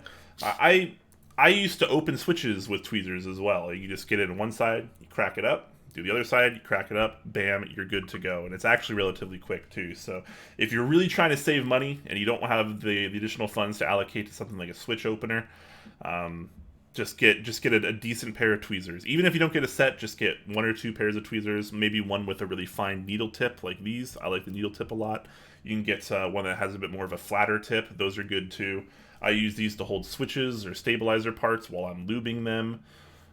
It's just indisposable in the keyboard hobby, if you ask me. This is the #1 go-to tool. It almost does it all. How do you feel about Yeah, tweezers are good. I have about 10 different pairs of tweezers with different tips depending on what I need them for everything from testing switches that are working or testing a PCB that's working to holding things. I even 3D print special tweezers to hold stems so I can lube them without getting lube everywhere and things like that. So tweezers are a great idea. If we're going to talk premium brands, I think here in the EU, Bernstein is probably the most premium brand, and you are looking for a set of 5 tweezers. You're probably looking at around £100, which is about $130. So it can be quite expensive, but you can get much cheaper. You can get significantly cheaper. I was trying to see if I spelled Bernstein right. Bernstein. Yeah, Bernstein. They are German made, from what I understand, and they're really, really good, but they're very expensive. These are very expensive. Here's a set of 6 for 120. Yeah. Oh man, yeah. Look at those tips though. Look at those options. That's really interesting. Yeah, that's the set I use. Yeah, but again, you don't have to spend that kind of money to be able to use them. Yeah, this is like the Pace soldering station of tweezers. It is, right? Yeah, yeah. Oh man, that's you got me interested. I think I might have to drop some money on something like this because I know some high-end tweezers. Yeah, I mean, arguably, it's probably overkill even for me. I do tend to do a lot of keyboard stuff. It's probably still overkill, but a nice set of tweezers is just the best tool I've found in the keyboard community. They just do so much. Yeah, they are good, but they're overkill. They're not needed. You can get a similar size set for probably $20. Yeah, definitely. There's some of the ones I was kind of going through here. Trying to find the set that I have, but it probably doesn't really matter too much. Here's, $14. Look at this. Here's a $14 set. Comes with 12 different tweezers here. Oh wow, they even have a cutting tweezer in there, don't they? As well, that's cool. Yeah, so lots of options there. I like having a variety of tweezers too. Different ones for different jobs. I like the flat ones for holding switches. I like the needle nose for opening switches and a little bit more finer detailed stuff. But yeah, tweezers, you got to get a pair of tweezers if you plan on doing any kind of keyboard stuff. Highly recommend. They're good for everything from holding screws that are in awkward positions to testing sockets on a PCB. Thousands and thousands of things that you can do with them. Yeah. They're actually really good for Alps as well. Like trying to hold an Alps switch while you're putting it together and hold all of the leaves in place as well. I find tweezers are really good for that too. Yeah. Testing PCB. I'm glad you brought that up because I totally spaced on it. But yeah, testing PCBs. You just put the tweezers one pad to 1 point each. You just squeeze them together gently, and if the key registers, then your pads are good on that switch, or on that area rather. So yeah. Very, very much highly recommend these. Next up, switch pullers. Switch pullers, you might not need them, but you might need them, depending on what you're doing here. And switch pullers are kind of an interesting thing, right? Well, I see extractor is the official term for the ones we tend to use, I see extractor. Yeah, which is what I have here. I use these ones. You can get them with red, yellow, and green and blue handles, depending on which ones you pick up. They're reasonably okay, but the big problem that these have is that the tips, because they're designed not for switches, but for other components, the tips tend to bend too easily, I find, on these. So you end up having to replace them relatively often. Yeah. Thankfully, they are pretty inexpensive. Some of the cheaper ones are only a couple dollars each. I have one of these Rama branded ones, which I just got in recently. I haven't actually put this to use yet, so I have no idea how good it is. But I tend not to like the IC extractors, actually, if I'm pulling out switches, I gotta be honest. So a cheap alternative, these actually came with a knockoff iFixit kit I got years ago. These are just little plastic prying tools, little spudgers, I believe, depending on where you are, they might be called spudgers. But they're just little plastic prying tools. They have a bit of an edge. These are worn down because these have seen years of pretty intense service, but I need to get some more. But yeah, you get so much more control. They're plastics. You don't really have to worry too much about scratching something like an aluminum plate, for example, or the edge of your case. You pop one in one end of the switch kind of release tab, then you pop the other into the other, and then you just pry up with both hands. Comes up very, very simple. I find they're a lot easier and a lot faster to use than something like an IC extractor or switch puller. But with that in mind, there definitely are other options. So if you like the switch pullers, and don't forget, there's some high-end options as well. Geo has linked the Morgri Re switch pullers. So if you're feeling particularly flush, I will admit this is pretty extreme. This is what I'm going to call the pace soldering station of key extractors. I have not used one of these, so I cannot comment on it. I believe our moderator Iwane has ordered one of these, so waiting to hear back on that. I'm really curious to see how well these actually work. So I mean, they start at I think $69 is the starting price. $69 to $89, yeah. Yeah, so depending on what color you want, the steel version. I mean, why would you not get the steel version, right? Well, yeah, sure, fine. Yeah. I imagine, are the black and white made out of aluminum? Yeah, the black and white are aluminum, and then you can get either the steel or the SHP version of the tips, if I remember rightly. Oh, okay. So there's a steel version for the kind of, I don't know, I'll call it the housing, and then the tips, you can get different materials here. What is SHP? Is that a metal? I'm not sure. Anybody in chat know what SHP is? Everyone in chat's like, what is SHP? I don't know either, man. I'm lost on this. I'd probably go with steel, since I don't know what SHP is, and I know steel is a very hard metal. I mean, these look... I gotta admit, these look pretty cool. They look pretty banging.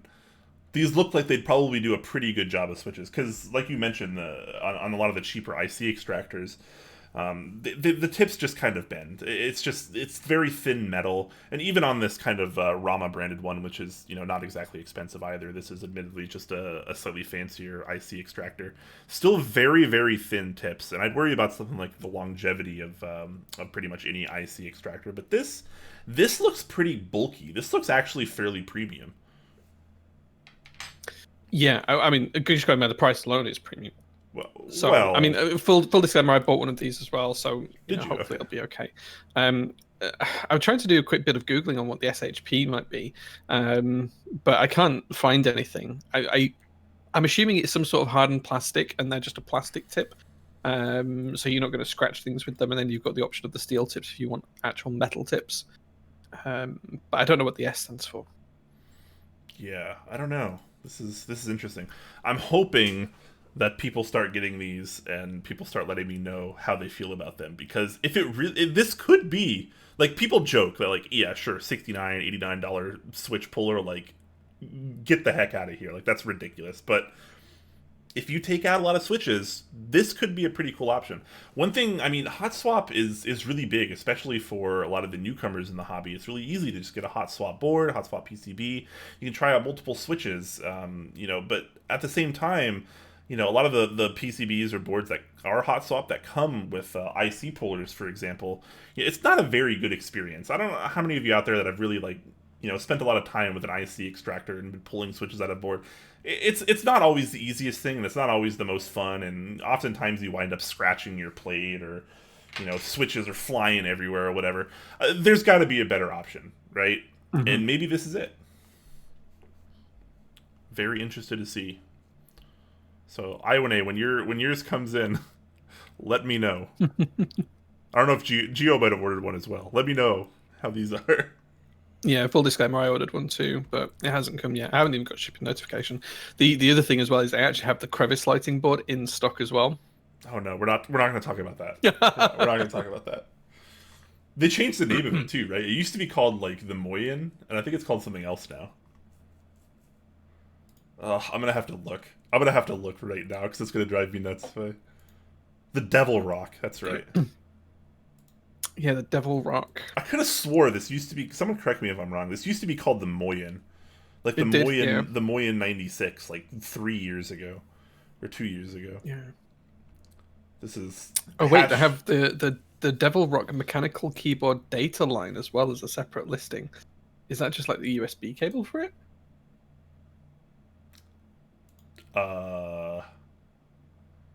Yes. Oh yeah. This uses one of those magnetic proprietary USB. Yeah. Is it proprietary? I think it's just like it's like a magnetic thing on the back. I'm pretty sure I've seen this in other things as well, other boards. Okay. Maybe I'm wrong. I don't know. Chat will correct me. Chat always sorts us out. Chat always knows. Chat always knows. Man, this board is outrageous. So shout out if you've been watching Top Clack long enough to remember hashtag crevice lighting. This board, man. Has anyone in chat bought this board? Has anyone spent $400 to $500 on this board? I've never seen it in any pictures that anyone's owned it other than on this site. This board is outrageous. It's so silly. But I gotta admit, if I saw one in person, I'd be like, all right, let me check this thing out. And I would type on it and I would look at it. It's pretty silly though. I'll be honest. Pretty silly. So yeah, IC extractor, switch puller, whatever you want to call it. Not a bad tool. Not a bad tool. I recommend just using some plastic prying tools. You can probably find them at your local hardware store. They also come with a lot of things like iFixit kits or cheaper knockoff kind of iFixit kits. These came out of one called the Aria, I believe, ARIA on Amazon. It was like a $20 kit that had some drivers, some tweezers, as well as a lot of these plastic prying tools. So I've just kind of been using those for as long as I can remember at this point. Next up, how about some working mats? So, a lot of people, they work... This is kind of an oversight, I feel like, for a lot of people. A lot of people just work on their desk, or they work on, their fancy key set themed desk mat, for example. But you can get some kind of working mats that you can put on top of your desk, for example, that'll kind of protect your stuff. And I'm kind of blanking on the name, though. Do you mean like the silicone desk pads? Yeah. Here we go. This is what I was after. So something like this. So kind of like a silicone mat. I've eaten enough pizza now. I'm going to stop eating pizza. How many pieces did you eat? 5, That's 6. Not enough. 6, half the pizza. Not enough. Not half enough. the pizza. Not enough. You're a coward. Keep going. Dude, it's 3 a.m. I can't eat the whole thing. But what I will say is I'm going to have a very nice spicy breakfast in the morning. Oh, golly gee. I just need to get up before the wife gets up, put it in the oven to warm it back up. Blooded in chat says, had any more thoughts on what you're going to send me to wear on Halloween? Gio wants to be a sexy cat maid outfit. Sexy cat maid outfit. Oh my gosh. So for those that you don't know, Blooded's been trying to raise some money for charity recently, and I was kind of supportive on one of his streams. And we agreed that from my donation, I could pick what he's going to wear on his Halloween stream. So he's not going to find out what he's wearing until it turns up a day or two before. But I actually have to pick out his outfit and order it and get it sent to him. I haven't actually ordered it yet. I need some measurements off your blood in sizes. But yeah, it's going to be stream safe. It's going to be stream safe. But you're not going to find out until you get it what you're going to be dressed as. Oh golly, I'm worried, but I'm excited to see. Anyways, back to talking about some mats here. You can get them in silicone. This one, like Gio mentions in chat, I don't actually recommend this one in particular just because it has so much going on it. It's kind of hard to work in that kind of enclosed space when you have so much going on around the edges. So definitely don't recommend that. But something like this, I feel like is a lot more of a safe bet because you have a lot more of a work area. All the little compartments are kind of neatly just up top here. I don't actually use any work mats like this. I actually have I have another desk mat that I use specifically on top of my other desk mats. It's just a cheap Amazon black one that I've had for years and years and years. It was $15. It has all the soldering marks to prove it, and that's just kind of what I do. I just lay a new mat. Sorry, well, I guess a used mat at this point. A used working mat over my nicer mat, and then I kind of work on that, as anyone that's seen any of my build streams probably knows. But if you're looking for something a little bit fancier, then you could use something like this. Geo's also suggesting. I guess I'll open this link. That's got to be safe, right? Yeah, there's I also- recognize that mat actually from the old Top Clack opening. Yeah, one very similar. I believe Man of Interest Huey uses one of these as well. So depending on like what you're kind of looking for in a work mat, this could be something for you. I'm kind of more of a fan of something that has these little tiny compartments, just because you can put like screws and bits in there and stuff like that. But yeah, definitely. Personally, I just tend to use whatever desk mat I've got on my desk and then just wash them. But I'm at the luxury of having multiple options for desk mats, and it doesn't really matter if I damage any of them, and I do damage them over time. That's the thing.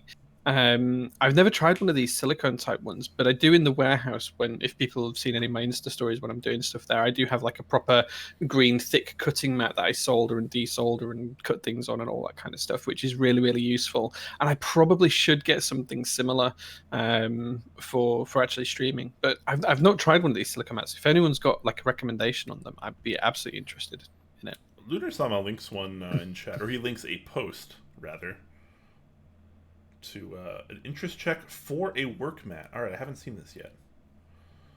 Let's check this out. Geekhack IC. All right, maybe that's laid out in a slightly better way. Show me this work mat.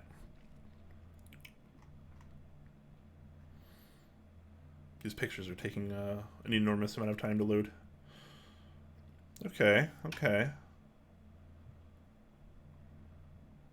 This is kind of interesting. So yeah, this would be something that I would like to. I like things with little kind of containers. And Geo actually makes a good point in chat. This is actually one of the next things on my list is containers and trays. And within that, one thing I do highly suggest is a magnetic tray, because these are not very expensive. I keep mine just kind of tucked away on the metal bar under my desk, and it kind of has some stuff in it right now. But these are so fantastic. So fantastic. And for more than one reason, even. So, I mean, obviously, the obvious reason is you can put screws and bits and, little Allen wrenches and whatever metal you want in there, and chances are it's going to stay there, and that's awesome. You don't have to worry about losing things.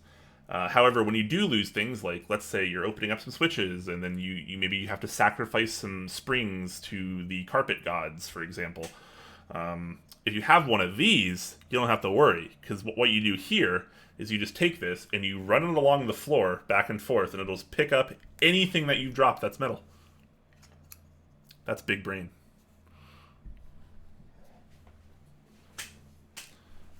All right. How do you feel about these work mats, Jay? Have you looked at this IC yet? Yeah, I think they look interesting. I think I preferred the ones that you were looking at before. I don't know. Maybe, I don't know. I think I prefer the other ones that you were looking at before. They just feel like they're kind of bigger and probably suit my workflow a bit better. But I think I'm more on the have a separate tray for something. And I'm actually just going to go nip and grab a tray that someone sent to me. I don't think I've ever showed you this, Brian. Give me 30 seconds. Okay. It's just outside the door. Okay, I'm a little curious about this now. He has my attention. Ah, yes, an IC and Top Clack. We've come full circle, Keck. Oh no, not like this. Not like this, ladies and gentlemen. We're back to the interest checks. I still have nightmares about interest checks, guys. I really do. A Geekhack IC, yeah. So, first of all, I'm going to show you the box. So this is the box that it came in, which tells you something about it. It's even got like a little lock on the front. Okay.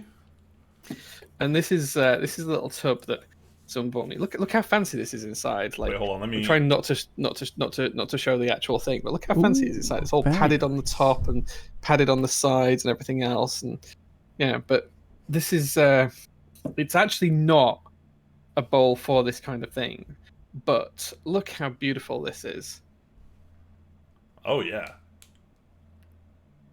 Now, Would this is you- actually a Japanese teacup, but someone bought this to me. I'm not going to say who it was, but someone bought this and sent it to me with like a nice little flower in the bottom as a little tub to hold things when I'm streaming. I haven't actually used it as yet, but it's technically a Japanese teacup. That looks beautiful. I mean, it's stunning. It's absolutely stunning. All hand painted, hand finished. It's genuinely just a really nice thing. And I just don't want to damage it or ruin it, which is why I haven't used it as yet. But I really should do. Try and get the use out of it. But yeah. And Andy in chat says endgame. Yeah, right. End was- game. It's not magnetic. It doesn't pick the stuff up off the floor. It's just ceramic, but it's just absolutely lovely. I It's was just about to genuinely say, nice thing. is that the paste soldering station of holding screws? Well, I don't know how much this is. I haven't looked it up because I say it was sent to me as a gift, but it's from Ten Merkus as the company. But Okay. yeah, it's just genuinely a really nice thing. Like the detail on it is insane. Like, all hand finished, hand glazed. Yeah, It's just absolutely glorious. I'm with Lunar Sama on this. I would not hold screws in that. I would use I that haven't as dared a put anything teacup. in it. Yeah, that'd be. I haven't even used it for tea, but hey, yeah, I Maybe- really maybe should you use should. it at some point. I It just is a ran out of beautiful tea. thing. I made like I have this like little pot of tea that I made before the stream, and I've already finished all of it. I've been going through a lot of tea. Quick shout out to Sour, who's subscribed to tier 1 for 4 months. Thank you so much, man. Heart to Sour, you as well. baby, I love you, man. Thank you. Sour's good people. He's very good people. All right. Anyways, back to some of these tools of the trade. So soldering mats, obviously not a necessity, but could be useful depending on who you are and what you're doing. I'm going to pick one up. I think I'm going to pick one up. Sure. Gio wants to know where I got the pot from. Well, I don't know which one it is, and I haven't tried to look at the prices because it was a gift, so I don't really want to do that. But I know that it was this link is where you can get it from. This is the branded link. Should probably swap back to this as well. So the next thing Oh, I he kind meant of want He to. meant Brian's pot. He meant your pot. I thought he meant mine. You didn't link that. You didn't link to the pot. This pot's on Amazon. Actually, Zui. I don't know if Zui's still in chat, but he linked me this too. It was like $20, and it has. Let me take out. It has this little jacket. This little jacket that kind of. That's so cute. Yeah, this is amazing, and so it has an infuser in there.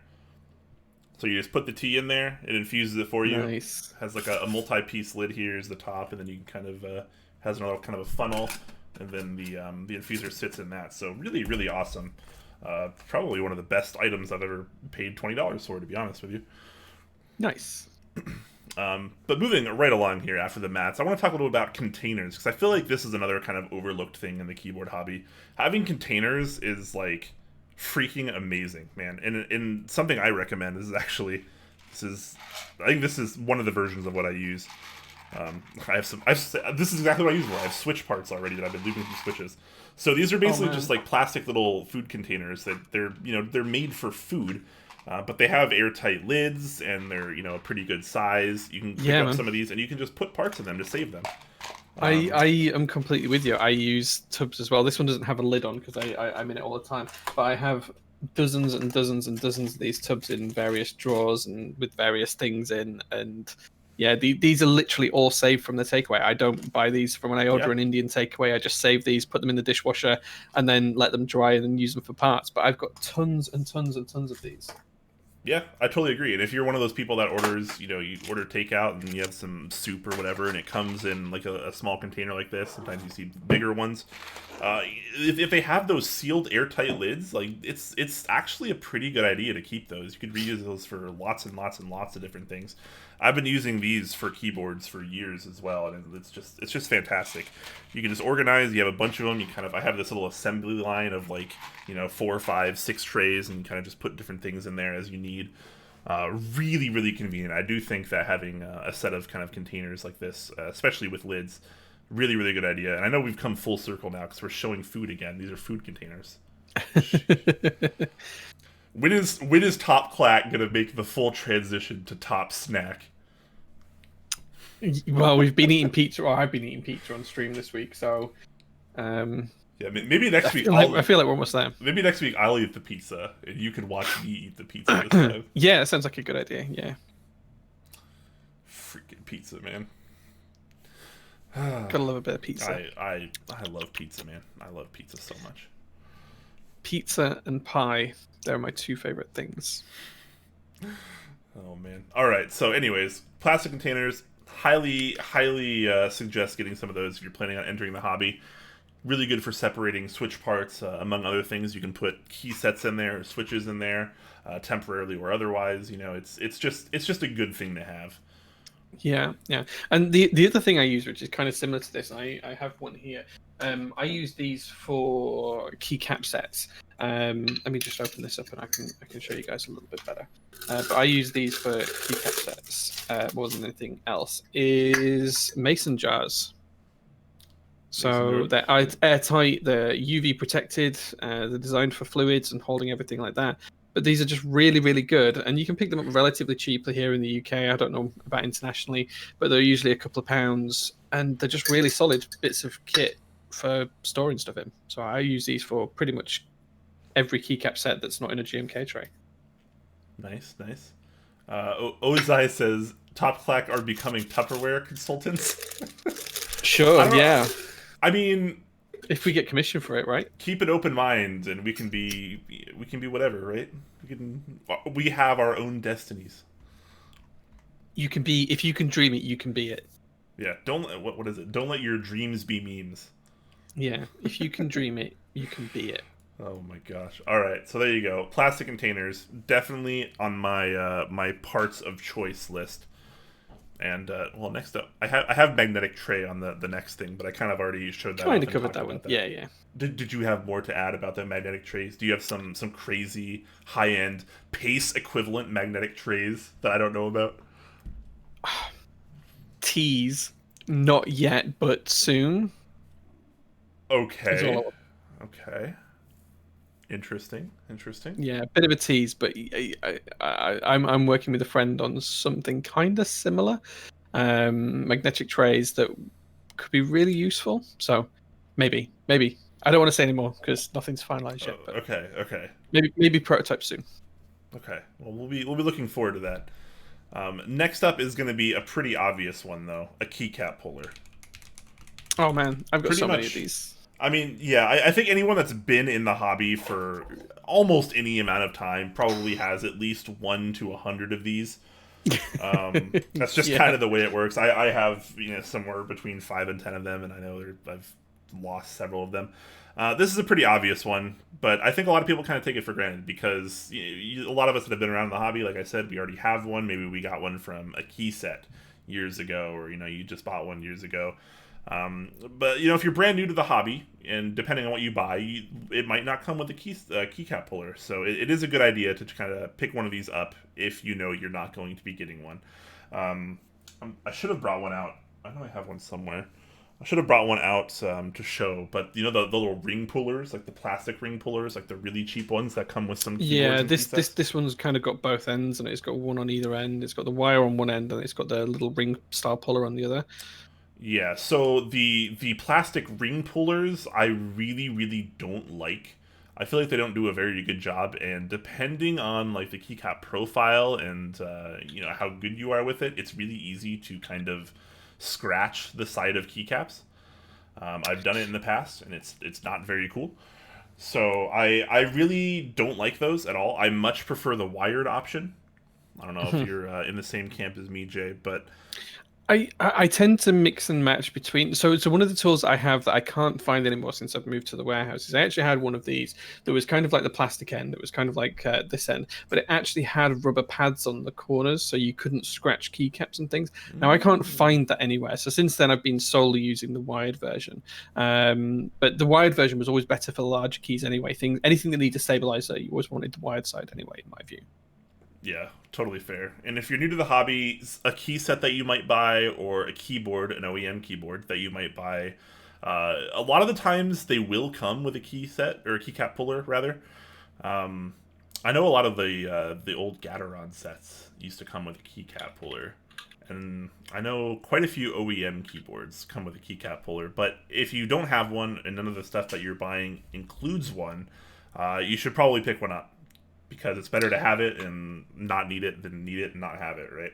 Absolutely. Gio says, what's the pace version of a keycap puller?" So the only one that I know of that's expensive is the Dickley one, which I'll post a link here. It's going to be an awful link. I apologize in advance for this, guys. It's an awfully long link, but that's the only one I know that's classed as premium, and I don't see what the fuss for that one is about.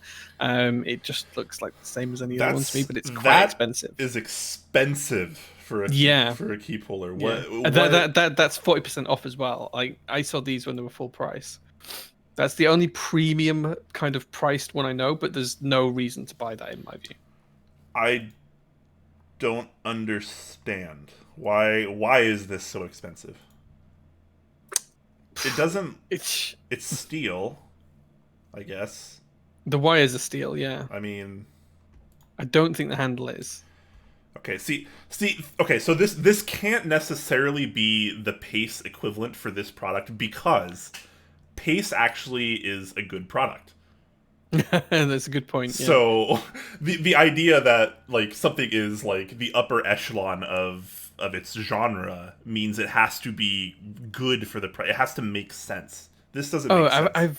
I have found one on the same website actually with an actual steel handle. Okay, so this might be is that one like 100 pounds?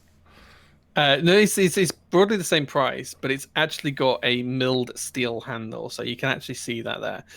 So that does look like that's something that's got a nice grip on it. It's a nice handle. Again, it doesn't seem like it's worth the price for me, but hey, if someone wants it, it's there.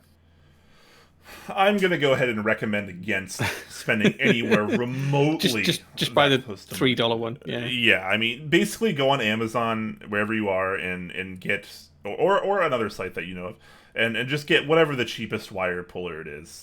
Like yes, the AE boards, artisanal keycap pullers. Yeah, I forgot about those. They were just a nice handle though. Again, it's just there's not much you can do with it. It's just a nice handle. I mean, the handle is so unnecessary on a keycap puller. I mean, you need a handle, but like it doesn't need to be nice, right? Like just these cheap, crappy.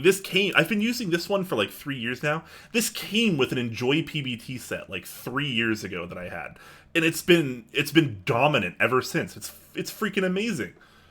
Nice. Like, and it's just a plastic handle. It's just a wire. I would like one of those keyboards one with the metal handle. So I would kind of like one of those. They are kind of nice, or something similar, like a premium keycap puller. Yeah, I think I'd be down for that. I mean, at least on Keyboard Treehouse here, they say it's artisanal, right? Which doesn't necessarily have a whole lot of meaning when it comes to something like functionality or like actual use case. It's just. It's artisanal. It looks neat. It's, a little bit more custom. It's a little bit more posh. But obviously it's not going to, like, perform better, right? Yeah, it's not. It's just the same. Oh, wow, someone's found that same one I linked before that was 30-odd pounds for $15 with the milled handle. Nice. Good spot. Good spot. You like it. Thank you very much, Ryan. I appreciate that. I do think I want one with a wooden handle though, like a really nice polished wood handle. That would be cool. That'd be cool. But like, you'd buy it like for that reason. You wouldn't buy it because it's better. Yeah. You'd buy it because I'd be buying it cool. because it's a nice thing to have. Yeah, it's just a nice thing to have. Yeah. Cheers to you as well, Bitter Seeds. Hope you have a good one, man. Thanks for hanging out and have a good night. Sleep well. Yeah. If someone has a line on where I can get a nice wooden handled keycap puller from. That's in stock that I can buy or that I can order or I can have custom made for me or something, then yeah, let me know because I'm interested. Yeah. Otherwise, just spend like the $2, $3, $4 and get a cheap one, because at the end of the day, it's really all about the wire. And there are even guides out there to where you can make your own keycap puller with paper clips. Nice. And that's something that a lot of people you don't really see that very often anymore these days, but. Back when the community, back in my day, we made keycap pullers out of paper clips, and darn it, we liked it. That's my. Was that a good old person impression? It's my get off my lawn impression. It's a good impression. I liked it. I appreciate that. I strive for your approval, Jay. I really do. So there you go. Keycap pullers, definitely something to keep in mind. Next up, as we somewhat near the end of our list, something we want to touch on is flush cutters. Yes, big help. Tell us I about have the flush cutters. cheapest ever set of flush cutters here from, I think these are from IKEA of all places, but yeah, great tool to have. Yeah, I splurged and got the $8 one on Amazon a while back, and this is the one I've been using, and I mean Nice. it's pretty awesome. I feel like I haven't really needed flush cutters as much as I used to in the hobby. What are your go-to uses in the hobby for flush cutters, Jay? So I use them for lots of different things. So if I'm installing LEDs, which I typically only do on indicators or for customer builds, then I will use them for snipping LED legs and things like that. But I use them for kind of like all sorts of things where I'm 3D printing and kind of not just with keyboards. I use them for a lot of different things in the warehouse and stuff like that as well. But keyboard related, it's more around trimming components down, trimming the legs down on diodes, resistors, whatever else I'm doing. If I'm doing something like a gingham build, for example, you put in all of the diodes in. These are perfect for just snipping the legs off. That tends to be my primary use case for them. Yeah, something I used to use them for back when it was a little bit more difficult to get some switches and PCBs because the PCB holes for the switch legs were a little too tight. So like sometimes what you'd have to do is you'd have to actually make your PCB mount switches plate mount. And the way you do that is you take a pair of flush cutters and you just snip off the legs. You kept those as flush as you can. That's less common these days because most PCBs these days like don't really have tolerance issues as far as the switches go. Like most switches go in most PCBs these days, but years ago that wasn't necessarily the case, and sometimes you had to improvise, and this is what you did. But yeah, definitely LEDs, for example, good use case. I remember having to do it on a ton of Zelios on a really early build. And I think it was a clue board, actually. I was building a clue board and I had to snip all of the legs off of the switches. And yeah, it took a long time. Yeah. And those things fly everywhere too, man. When you're snipping those legs off, they're all over the room. All over the room. The other thing I use them a lot for actually as well is stabilizers. But the amount of times I use cherry stabilizers these days to clip them is diminishing significantly with the likes of Durock and C3 stabilizers. So, but if I do use cherry stabilizers, these still get to come out for that use case. Oh yeah, definitely stabilizers probably the most common things. Yeah, love to clip me some cherry stabilizers. I'm waiting for the day where we just have good stabilizers. It's gonna happen, right? Like in my lifetime, that's gonna happen. I hope. Do you know what the secret to good stabilizers is, Brian? I can tell you it right now. Go ahead. If you want good stabilizers, you have to do one simple trick. Go ortho and don't use any stabilizers. I should have saw that coming. It's true, man. It's true. It's true. I should have saw that coming. Is it time? Is it time for me to go full ortho? Do I finally make that jump in my keyboard life? Maybe, yeah. I feel like you have to give up like really nice keyboards to do that though, because like how many like really nice, like well-designed premium ortho keyboards exist? Because I feel like it's not very many. The Atlas was nice. I did like the Atlas. I didn't buy one, but I nearly bought the Atlas. Yeah, I was very close to buying that. Atlas is pretty cool. M50 in chat. Yeah, okay. Yeah, the M50 well, yeah. The M50 was pretty sexy, I gotta be honest.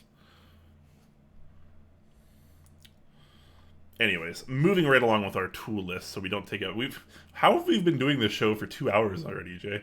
Oh God knows, because I ate pizza and we ordered pizza, and that was funny. I was really tempted to get the delivery guy to come and wave on camera and say hi, but I should have done that really. But that's okay. This gives me something really fun to type as the description for the YouTube VOD, which is always appreciated. Geo dropping out the Vulcan, yeah, they're really nice. They're really lovely. They just look nice as a tool as well. Man, I wish they were available here in the UK. This one? Oh yeah, man, that just looks really nice. I actually like a brand called Nipex for stuff like this, which is a German brand. German tools are so good, by the way. If you have an option and you live in Europe and you can buy German tools, buy German tools because they're really good. But yeah, Nipex is really good in the EU. But yeah, them Volcom ones look great. I wonder if I can find them on. So Amazon. is this the pace equivalent for No, flush no, no, no, cutters? no, no, no, no. Like the pace equivalent. Hold on. What's Like you can go silly expensive with flush cutters. Like there's some really, really, really expensive. God hands, says Lunar Sama. Let's check this out.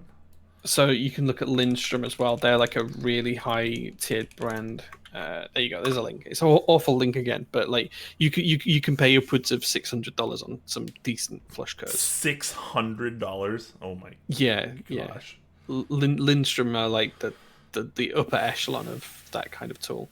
But Nipex are really good. KNIP Nipex, yeah, KNIP EX, they're really good. What comes after like the pace level? Because this is later on. This is like this is like the truly like top tier of flush cutter. I assume. That is crazy. I don't know. I saw them earlier on when I was looking. I mean, that is for two, so you do get two in that. You do get two. And people buy this. It's like people actually spend this much on this. They must do. Like even the cheapest price I can find them for anywhere was over £100 a pair. It's just really, really expensive, but really high quality. So I think that price is a little bit exaggerated, but yeah, they do exist at that level. The slightly more reasonable, I would assume, suggested by Lunar Sama here is the God Hand, which appears to be a brand that ranges in price. They do have some relatively cheaper options. These are sub $20, but they definitely have some that are over 80 as well. So yeah, Gio, those Nipex ones you posted, they'd be my, you don't want a $7 pair, but you want a $30 pair. That would be my go-to bet. I mean, you aren't going to ever snap them, and you're not going to damage the clipping part either. They're proper tool hardened steel. So yeah, really good. Yeah, so flush cutters still one of those things. You can get them pretty inexpensive, well under $10 for a cheap pair that'll still get the job done. I must say, I use a pretty inexpensive pair. I think I paid like $8 for mine, and it was still quite nice. But definitely good to have in your arsenal if you're planning on keyboarding for a while. And we already talked about that. So next up, how about some brushes? So if you plan to lube, brushes definitely something you need. You can just use paint brushes, honestly, and you just kind of find whatever your preferred style is, your preferred size. Yeah, I tend to use two. I use a 0 for a long 0 for brushing stabilizers, and I use a 0.0 for switches, which is kind of a shorter, finer brush. But yeah, that's the sizes I use. Yeah, so I'm trying to find the one I use. So the one I really like is called this is by a brand called Princeton. This is called the Spotter's Point 5/0, and this is not the cheapest brush in the world. I mean, it's not expensive either. I gotta be honest, but let's see how much these are these days. I think these are like these are actually a lot cheaper than when I last bought them. So these are only about $4 each, and I think they were like closer to $8 a piece when I was buying them. But this is my favorite brush, my favorite all-purpose brush. In the keyboard community. I use this for pretty much everything. A lot of people like to use much larger brushes than this for lubing, but a lot of you guys might know my lubing style. I very much prefer the if you can go thinner approach. The less lube you have, the better, because I like to feel the natural feel of the switch as well. I just want it to be smoother. Whereas a lot of people like to use larger brushes and a lot of lube, a lot of thicker lube, and they kind of it makes the switch smooth, but then it starts to kind of blur the line of what switch it is, and you start to lose a lot of the personality in each of these switches. Anyone can make a switch smooth, but to make a switch like actually better, a better version of itself rather, is a little bit more difficult. But this is the brush I really recommend. This is my go-to for lubing switches. I use it for stabilizers as well. I think I have a bigger one than I use for stabilizers. I don't remember the exact size, but this is a relatively... I think most people in the keyboard community would probably call this a pretty small tip. But yeah, it's for me. Does this is have a size on it. I can't see it on the screen here. Yeah, the size is 5/0. Okay, so I like a size 0, but yeah. I mean, the thing is, you can buy a pack really inexpensively of most sizes, ranging from 5/0 to 10/0 and 0 itself. All the way through, and just try and find what works best for you. I think. Have you tried one of those silicone tipped brushes? I haven't tried those yet, but I've seen a few people say that they really enjoy them. I have not. I don't know. Maybe I'm just kind of a purist. I should have more of an open mind, honestly. I got to be honest. I should give them a try. I feel like it was one of those trends in the keyboard community that came and went really fast. Like, everyone was talking about the silicone tip brushes and using them, and then like a month later, I hadn't heard anyone say anything about them after that. The one thing I do like to look for on a brush is trying to get my camera to focus, is to kind of have like a shoulder like this on the brush, because that means that you can lay it down flat on a surface and it's actually going to lift the tip of the brush up, and it's not going to rest the tip on the surface, whatever you're using. It's so I do like to have a shoulder on there, and it gives it something nicer to hold on to grip as well when you're actually using the brush. So I do prefer a shouldered shaped brush like this. Yeah, and as far as brushes are concerned, like, you don't need like an expensive one, but generally speaking, the higher the quality, the longer it's going to last you, and that's kind of the thing with brushes. If you buy cheap brushes, you're going to lube a batch of switches, and by the end of it, they're all going to be like frayed. The bristles on the brush are going to be frayed. They're just, it's not going to be something that you can use a lot. So that's why I like something like this, this is still relatively cheap, all things considered, but it's slightly nicer than a lot of the other brushes, and I've noticed that with this brush, I can usually get a few hundred switches out per brush, and I usually just buy a few at a time. Yeah. But a lot of the cheaper brushes, I've noticed I can not even finish 100 switches before it's just frayed to the point of not usable, in my experience. All right. Do you know what I've decided, Brian? I'm going to treat myself to some new tools. I'm going to get some new snippers, some flush cutters, and one of those silicone desk mats. I've kind of added them to my cart. This episode has inspired you to spend money. I like it. All right. I wish I was wearing my crap. What is it? Click something. Send the money. Click the button. What is it, Jay? No. Do the thing. Click the button. Send the money. Do the thing, click the button. I just wore that shirt like 2 days ago, and I can't even remember what it says. My God. Yeah, the grey one. The grey one's Geo. Yeah, I think that's what I'm going to go for. Yeah, I'm always afraid to wear that shirt in public because I don't want to talk about it, and I feel like it's one of those shirts that when you wear it, people are like, "What the heck?" Anyways, that's my brush experience, guys. We also have. You added solder roll holder to this. Is that something you wanted to talk about as well? I don't know. Like, I don't those. see anyone else use these, but I have one, and I use it religiously. I got this as a gift a little while ago, but it's basically like a holder, and you can you can see better on the screen what Brian's showing there. But basically, I just pull off the solder, and it just holds the reel in place, and I can just reel it in and reel it out. And I think it's absolutely fantastic, but I never see anyone else use them. It's really weird. Yeah, I don't know. I feel like I had one that came with my AOU station. It was just like a cheap one that had just like a single roller on it, and it was pretty convenient. But I found myself not really using it very much. I feel like, and this kind of, now that I'm grabbing it, it reminds me that we haven't actually talked about solder at all. So we should probably talk a little bit about solder as well.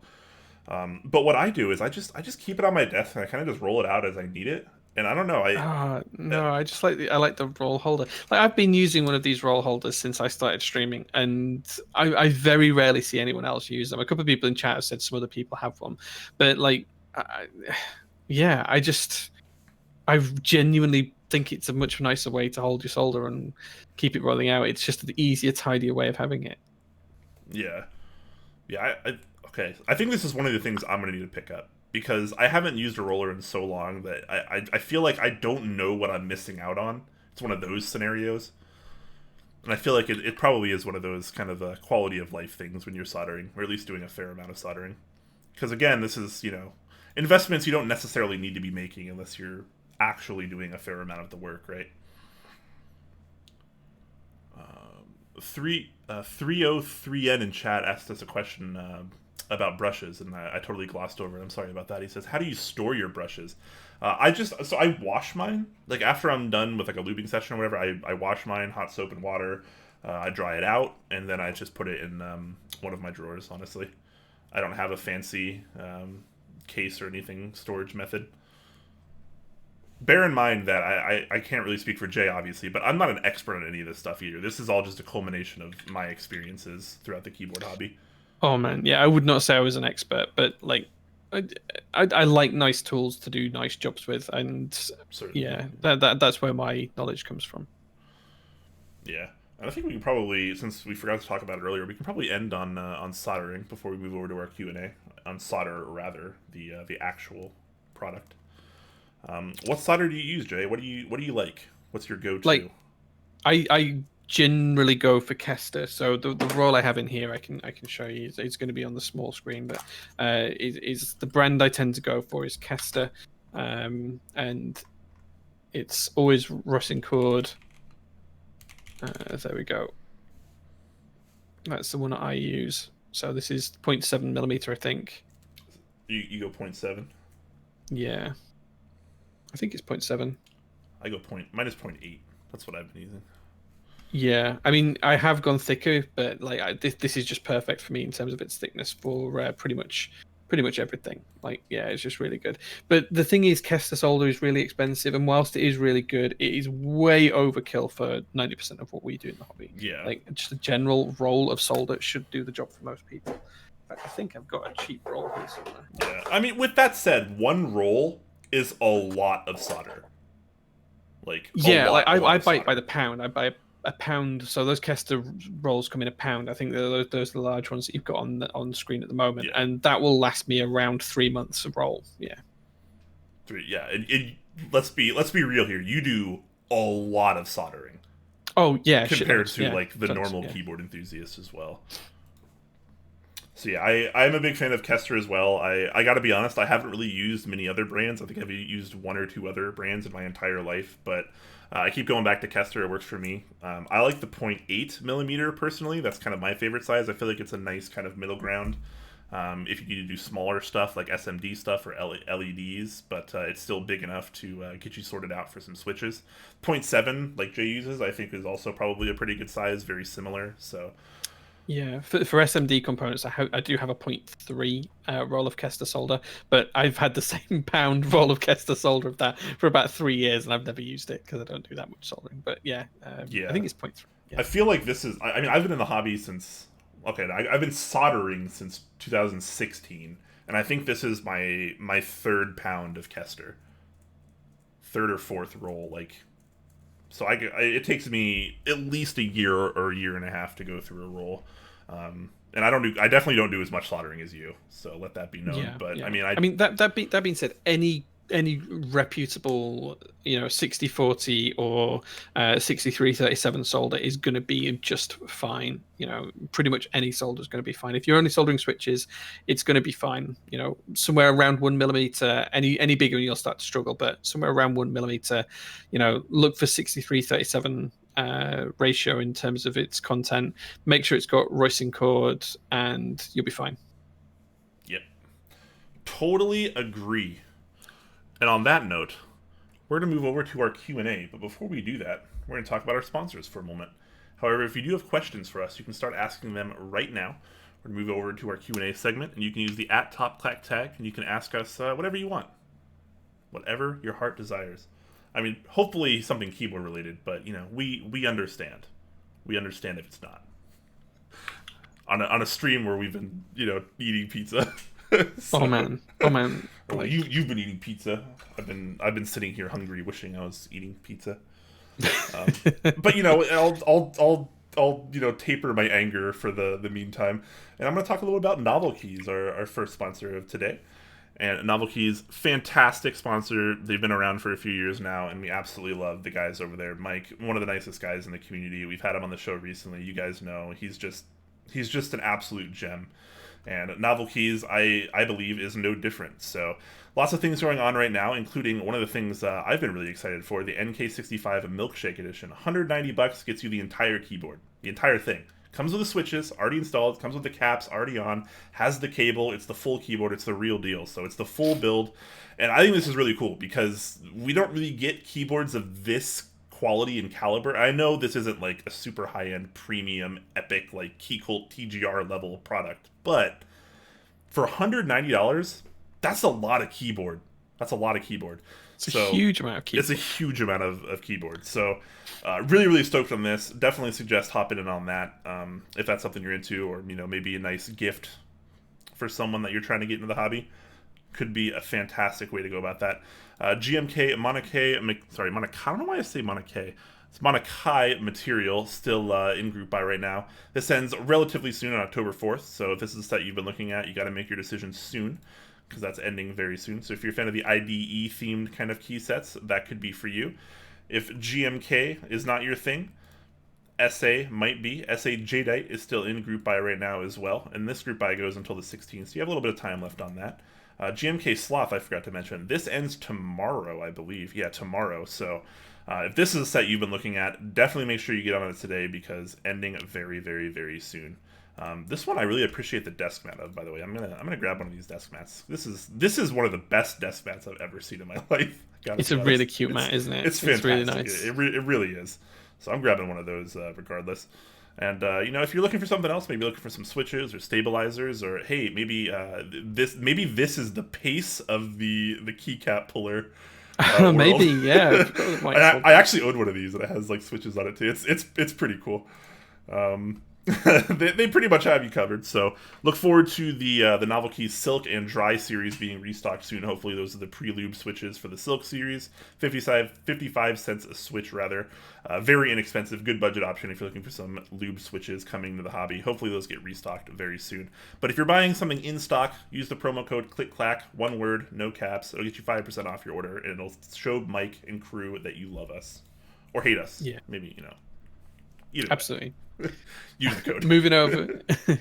Moving over to our second sponsor of today. This is Kono.store. So Kono have a ton of key sets that you might have missed in group buy that you can still join in pre-order. Everything from GMK Deku to Cat Cyberspace to GMK Shoko Round 2, Ishtar, you name it, they've probably got it. You can order a pre-order, which means you will get it at the same time as the group buy ships. That being said, if you do want to join a group buy right now, they have got Cat Lala, which has just gone into group buy after a really short interest check period, and that's now available on the store, and it's open for the whole month. Failing that, if you want to join something right at the last second, GMK Posh is in its final day, so you can join that right now if you are interested in joining GMK Posh. Lots of people are liking that kind of pinky bluey colorway, so definitely feel free to take a look at that as well. And I think they've also got SA up there as well if you're interested in SA, with SA Nightlight. I'm not sure when that ends actually. It closes October 30th, so it's opened just over a week ago. Closes October 30th, so you've got the whole rest of the month to be able to join SA Nightlight if you are interested in an SA keycap set. If keyboards are more your thing, then they do have a few things that might be tempting for you. They have the whole Hex Gears range with the new Impulse version, which is just gone on there as well. Might not be for the more discerning of our watchers, but for people who are new to the hobby, the new Hex Gears Impulse has the pudding keycaps with the shine through sides, and it kind of has that whole kind of curvy look with the LEDs and the RGB and stuff like that. Could be really interesting for someone who's new to the hobby, or someone who likes that whole gamery aesthetic. If you want to get them into mechanical keyboards, might be something you can send their way to keep them updated. Yes, absolutely. Moving over, we have KBDfans, and I just realized I'm still on the Switch puller or the Switch opener page, which is kind of comical. But they have a few things kind of coming on soon. So if you're into the Dolch pack sort of aesthetic, this TKL could be for you. The Epoch 80%. So it does look pretty good. Carbon fiber plate too looks very, very nice on there. This is quite something. But if you're more of a fan of the budget realm of things, something I'm looking forward to is the KBD 6.7 Lite, which is kind of going to be sort of a competitor, if you will, to something like the NK65, which has just been supreme value in the community. So this is going to be kind of their attempt at a plastic version of a more premium board, and this one's going to come in around $100 as well. So that's really, really interesting. Definitely looking forward to that. If you're maybe not a fan of that, coming soon as well. Enjoy PBT Grayscale is having another run, so this is a pretty nice Enjoy PBT set. Not terribly expensive, and it looks pretty good. A very neutral colorway, so that could be something for you.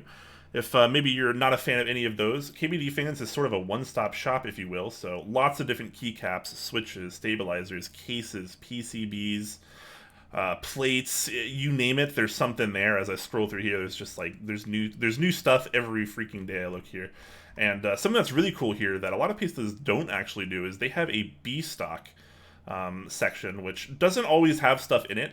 Of course, there's nothing in it right now, so I look even stupider. But if you check back, sometimes there are things in here, and sometimes you can find really, really good value stuff in here. I've seen cases, high-profile metal cases for well under $50. I've seen full builds with Zeal switches for $100. I mean, sometimes you can score something pretty nice here, but you just have to be on the ball with that.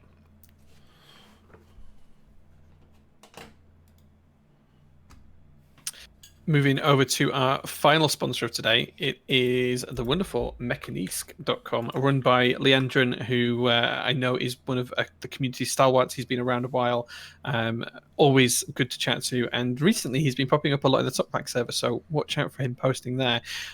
Big things to shout out on his store, so he's got a few things in stock, but not much. In terms of the Mekanisk branding, everything is ultramarine colorway now, so he does have the ultramarine stabilizers, as well as the WT60D PCB designed by Wilbur, and also his proprietary dampening foams and bump-ons as well, if you need those for his boards. The really interesting thing is what's coming soon, though, not what he has available right now. And he has a few things that are coming up in the next few months, hopefully, maybe this year, maybe next year, that look really, really interesting. First off is the Mekanisk Ultramarine switches. Now, I did see that he'd actually got samples of these the other day, and he'd taken pictures on his Instagram.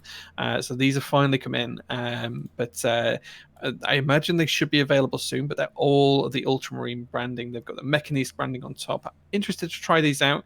I think these are another JWK switch, but really interested to see how they feel, what they sound like, and generally just try them out as well. But also, he has some new keyboards coming up, such as the tinned TKL, which has been teased a little bit, which I know I'm quite excited to get the actual tinned round 1 keyboard, which is a 60%. But to have a tinned TKL as well, that kind of looks nice. Yeah. Very excited for that. Yeah, definitely. And the other thing as well is he's got his new color as well. So as well as the ultramarine, which he's famed for, he's also got the E Ultra Hot colorway coming soon to a lot of keyboards, which is just this really bright, powerful pink reddish color, which I think looks pretty good on that Fial there. I've been told that we're getting samples of this, so I'm really excited for it, because when he shared pictures in his Discord, which I've been trying to pop into lately, it looked really, really, really good in the pictures that I saw. So I'm very much looking forward to that. All right. Let's get back to the Q&A, guys. So again, if you have questions, let us know before we head out, and hopefully we can answer a couple. I'm sorry. There is a question. Chuletas is asking Jay, is there any recommendation for quote-unquote affordable sonic cleaners for Alps cleaning / restoring? Oh man, like for ultrasonic cleaners, I think there's kind of like 2 different ways you can look at it. You can look at the cheap ones, which are, anywhere between $15 and $45, which kind of about 2 liters in size, and you can use them for switches. But their cleaning power isn't great for anything really serious to try and remove stuff. You need a proper ultrasonic cleaner. That does mean buying one of the tank size variants, which means you're going to be looking at 20, 30, 40 litre tanks. I've got a 32 litre one, and it's just so much better than the kind of like small portable ones. It's like the difference between a push bike and driving a car. They're completely different ends of the world. I don't think I rate the smaller ones that you can use at home. I don't think they get enough cleaning power. Now that I've tried some of the larger machinery in that kind of respect. So yeah, I probably wouldn't advise it. I think you just soap and water in a is probably just fine, and then leave them to air dry and make sure there's no soap left in there to rinse them off well. So warm soapy water in a bowl would be better than using an ultrasonic cleaner, I think, for the small ones. Have you tried? This is something I have not tried, so I'm asking you, obviously. But have you tried denture tabs on switches? I know I've used them on Yes. caps to very nice results, actually. But I've Yeah, I've never tried tried them on denture any switch tabs, parts. but the issue with the denture tabs is that you're relying on the kind of the effervescence, the bubbling to try and remove stuff and dislodge dirt and things. And once you start to put greases into that mix, it doesn't really work well. So if you've got something that's got a crap ton of Krytox all slathered all over it, or a factory loop switch, it just doesn't get in there and get the crud out. That's the problem. The industrial sized one that I have, the industrial size ultrasonic cleaner, like you wouldn't believe how powerful that is. Like if you put your hand in there while it's running, all you can hear in your head is the clicking of the machine. Like it's crazy. It's really Wow. crazy. Yeah. You'll have to link So me what you have. I'm looking for a better one because I have a cheaper one. I have one of like the $30 ones I had on Amazon, and I will admit it's quite hit or miss. I've had some success with some things and very much no success with other things in it. And I'm definitely in the market for something that's nicer. Yeah, I mean, it is an industrial machine, so it's loud. Is what I would say. But I'm happy to share some links for it. I think they're about $300 would be the equivalent price in the US. So they're not cheap, but they're a really good bit of kit, and it's big enough to put whole keyboards in. The reason I got the one I did is so that I can put keyboard case parts in there after I've sandblasted them and things like that before I refinish them, just to make sure they're fully clean and make sure all the threads on the screw parts are cleaned out as well. Yeah. But yeah. UCR Jesse says, wouldn't WD-40 work? It's formulated to melt grease. Well, WD-40 is actually formulated to displace water. The WD stands for water displacement. It's actually designed to remove water from certain scenarios. It's not particularly great for getting rid of greases. And the thing about Krytox greases is they were actually developed to be very difficult to remove. There's kind of no natural solvents that remove it away from it. So, yeah. Yeah. Can confirm, man. Can confirm. Krytox is difficult. So the test to this is right is if you put Krytox on your fingers and then you go and wash your hands with soap and water, I guarantee you'll still feel it on your fingers. And even if you follow that 20-second hand washing rule, unless you wash your hands for a good minute, you can still feel it on your fingers.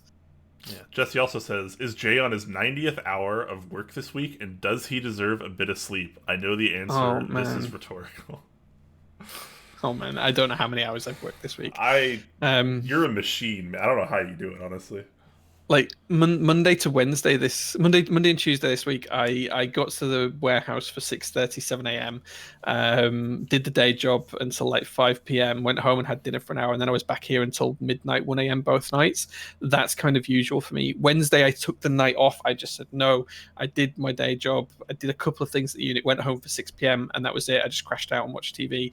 And then of course today's top clack, so I have a little bit of a nap. But I've been at the unit from 7 a.m. through to about 7 p.m. Went home, had dinner, had a nap for 3 or 4 hours, and then came back to the unit, which is where I am now, to stream. So it's like 4 a.m. and I'm here at the warehouse. Yeah.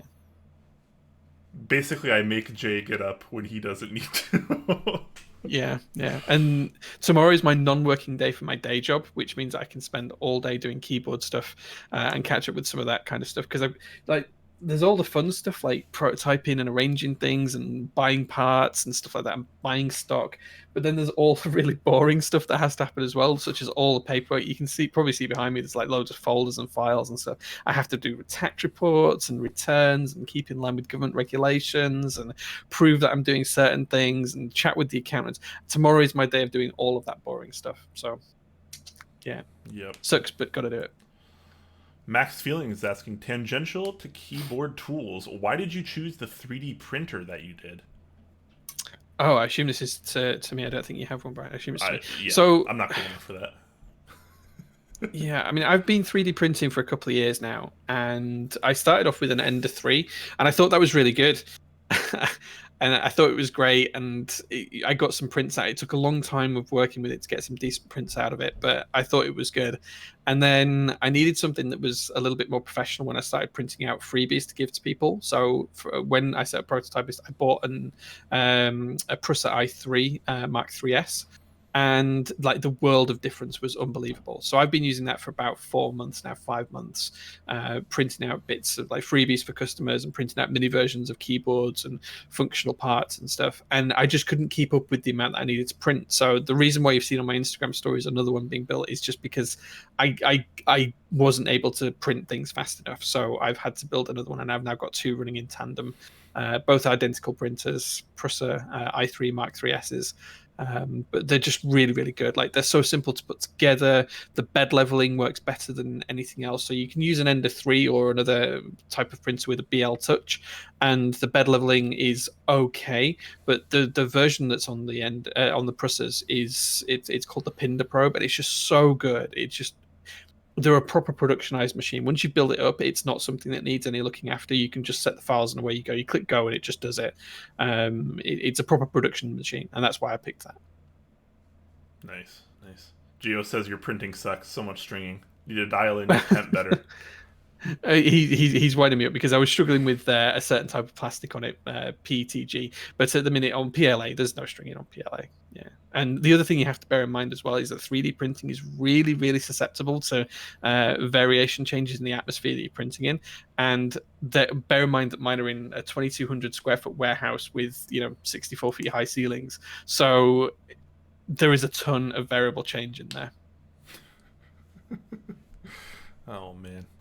All right, not very many questions today. All right, which is fine, I suppose. I'm sure Jay wants to have another nap before he gets up.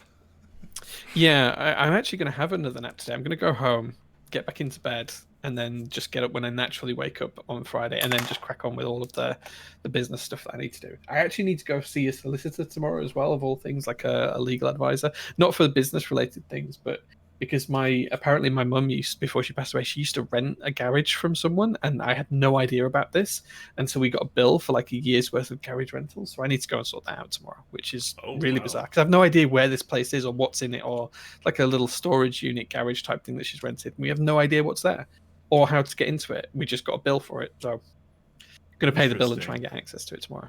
Interesting. Okay. All right, guys. Well, hopefully you enjoyed today's episode. I know it was a little different. I mean, I guess every episode's a little different these days. We just kind of do what we want, and it's been kind of nice. It's been kind of nice. But yeah, guys, check below the stream. You can find links to pretty much all of our outlets, particularly our YouTube channel where all the VODs are posted, as well as our official Discord, rather, where you can kind of come hang out and you can talk about, I don't know, keyboards or your pets or your favorite tomatillo salsa, or whatever. There's something for everyone there, pretty much. And yeah, any closing thoughts for today, Jay? Come watch the stream on Sunday. I'll be back doing a build stream this week. I know I missed last week. Apologies for that. But I'll be building another Canoe Gen 2 for a customer build, and maybe if it arrives in time, a modern M0110 as well. So yeah, looking forward to that. I'm glad you brought up build streams, because I will be doing a build stream tomorrow, actually. I'm not 100% sure what time or what board yet, but I need to get these lubed Glorious Pandas into something. So I'm going to be desoldering something. It'll probably be my Sirius. But I haven't made a decision on that yet. But definitely doing that tomorrow. It'll probably be somewhere around 5 or 6 Pacific time. I will definitely post hours ahead in advance in the Discord. So if you're interested in watching me do a fun little kind of chill build stream tomorrow, join the Discord and look out for the announcement there. Alright, guys. Until next time. Oh, we gotta find someone to raid. Yeah, who are we gonna raid? Who are we gonna raid? Who's online? online? Let's have a look. Always gotta remember to raid. We gotta support all the homies in the community. Yeah, so Lightning, Max F, Hugo, Andy, they're all streaming. Yeah, Max. We've done Max before. We've done Hugo before. We've done Andy. Should we do Lightning? We'll do Diego. Diego's a good guy. Diego? Yeah, great, he's a nice guy. Yeah, he's a great personality. Good production value as well. I think that's the choice here. So join in for this raid, and we'll go say something wholesome to him. We'll go tell him how delightful his setup looks today, or how fantastic his board work is. Or something nice. Something nice. Just give him something. Just do it. Just do it. All right, guys. So I'm gonna set up for this raid, but we're gonna head out. So join us over there, and until next time, guys, come hang out with me tomorrow for a build stream. See you later.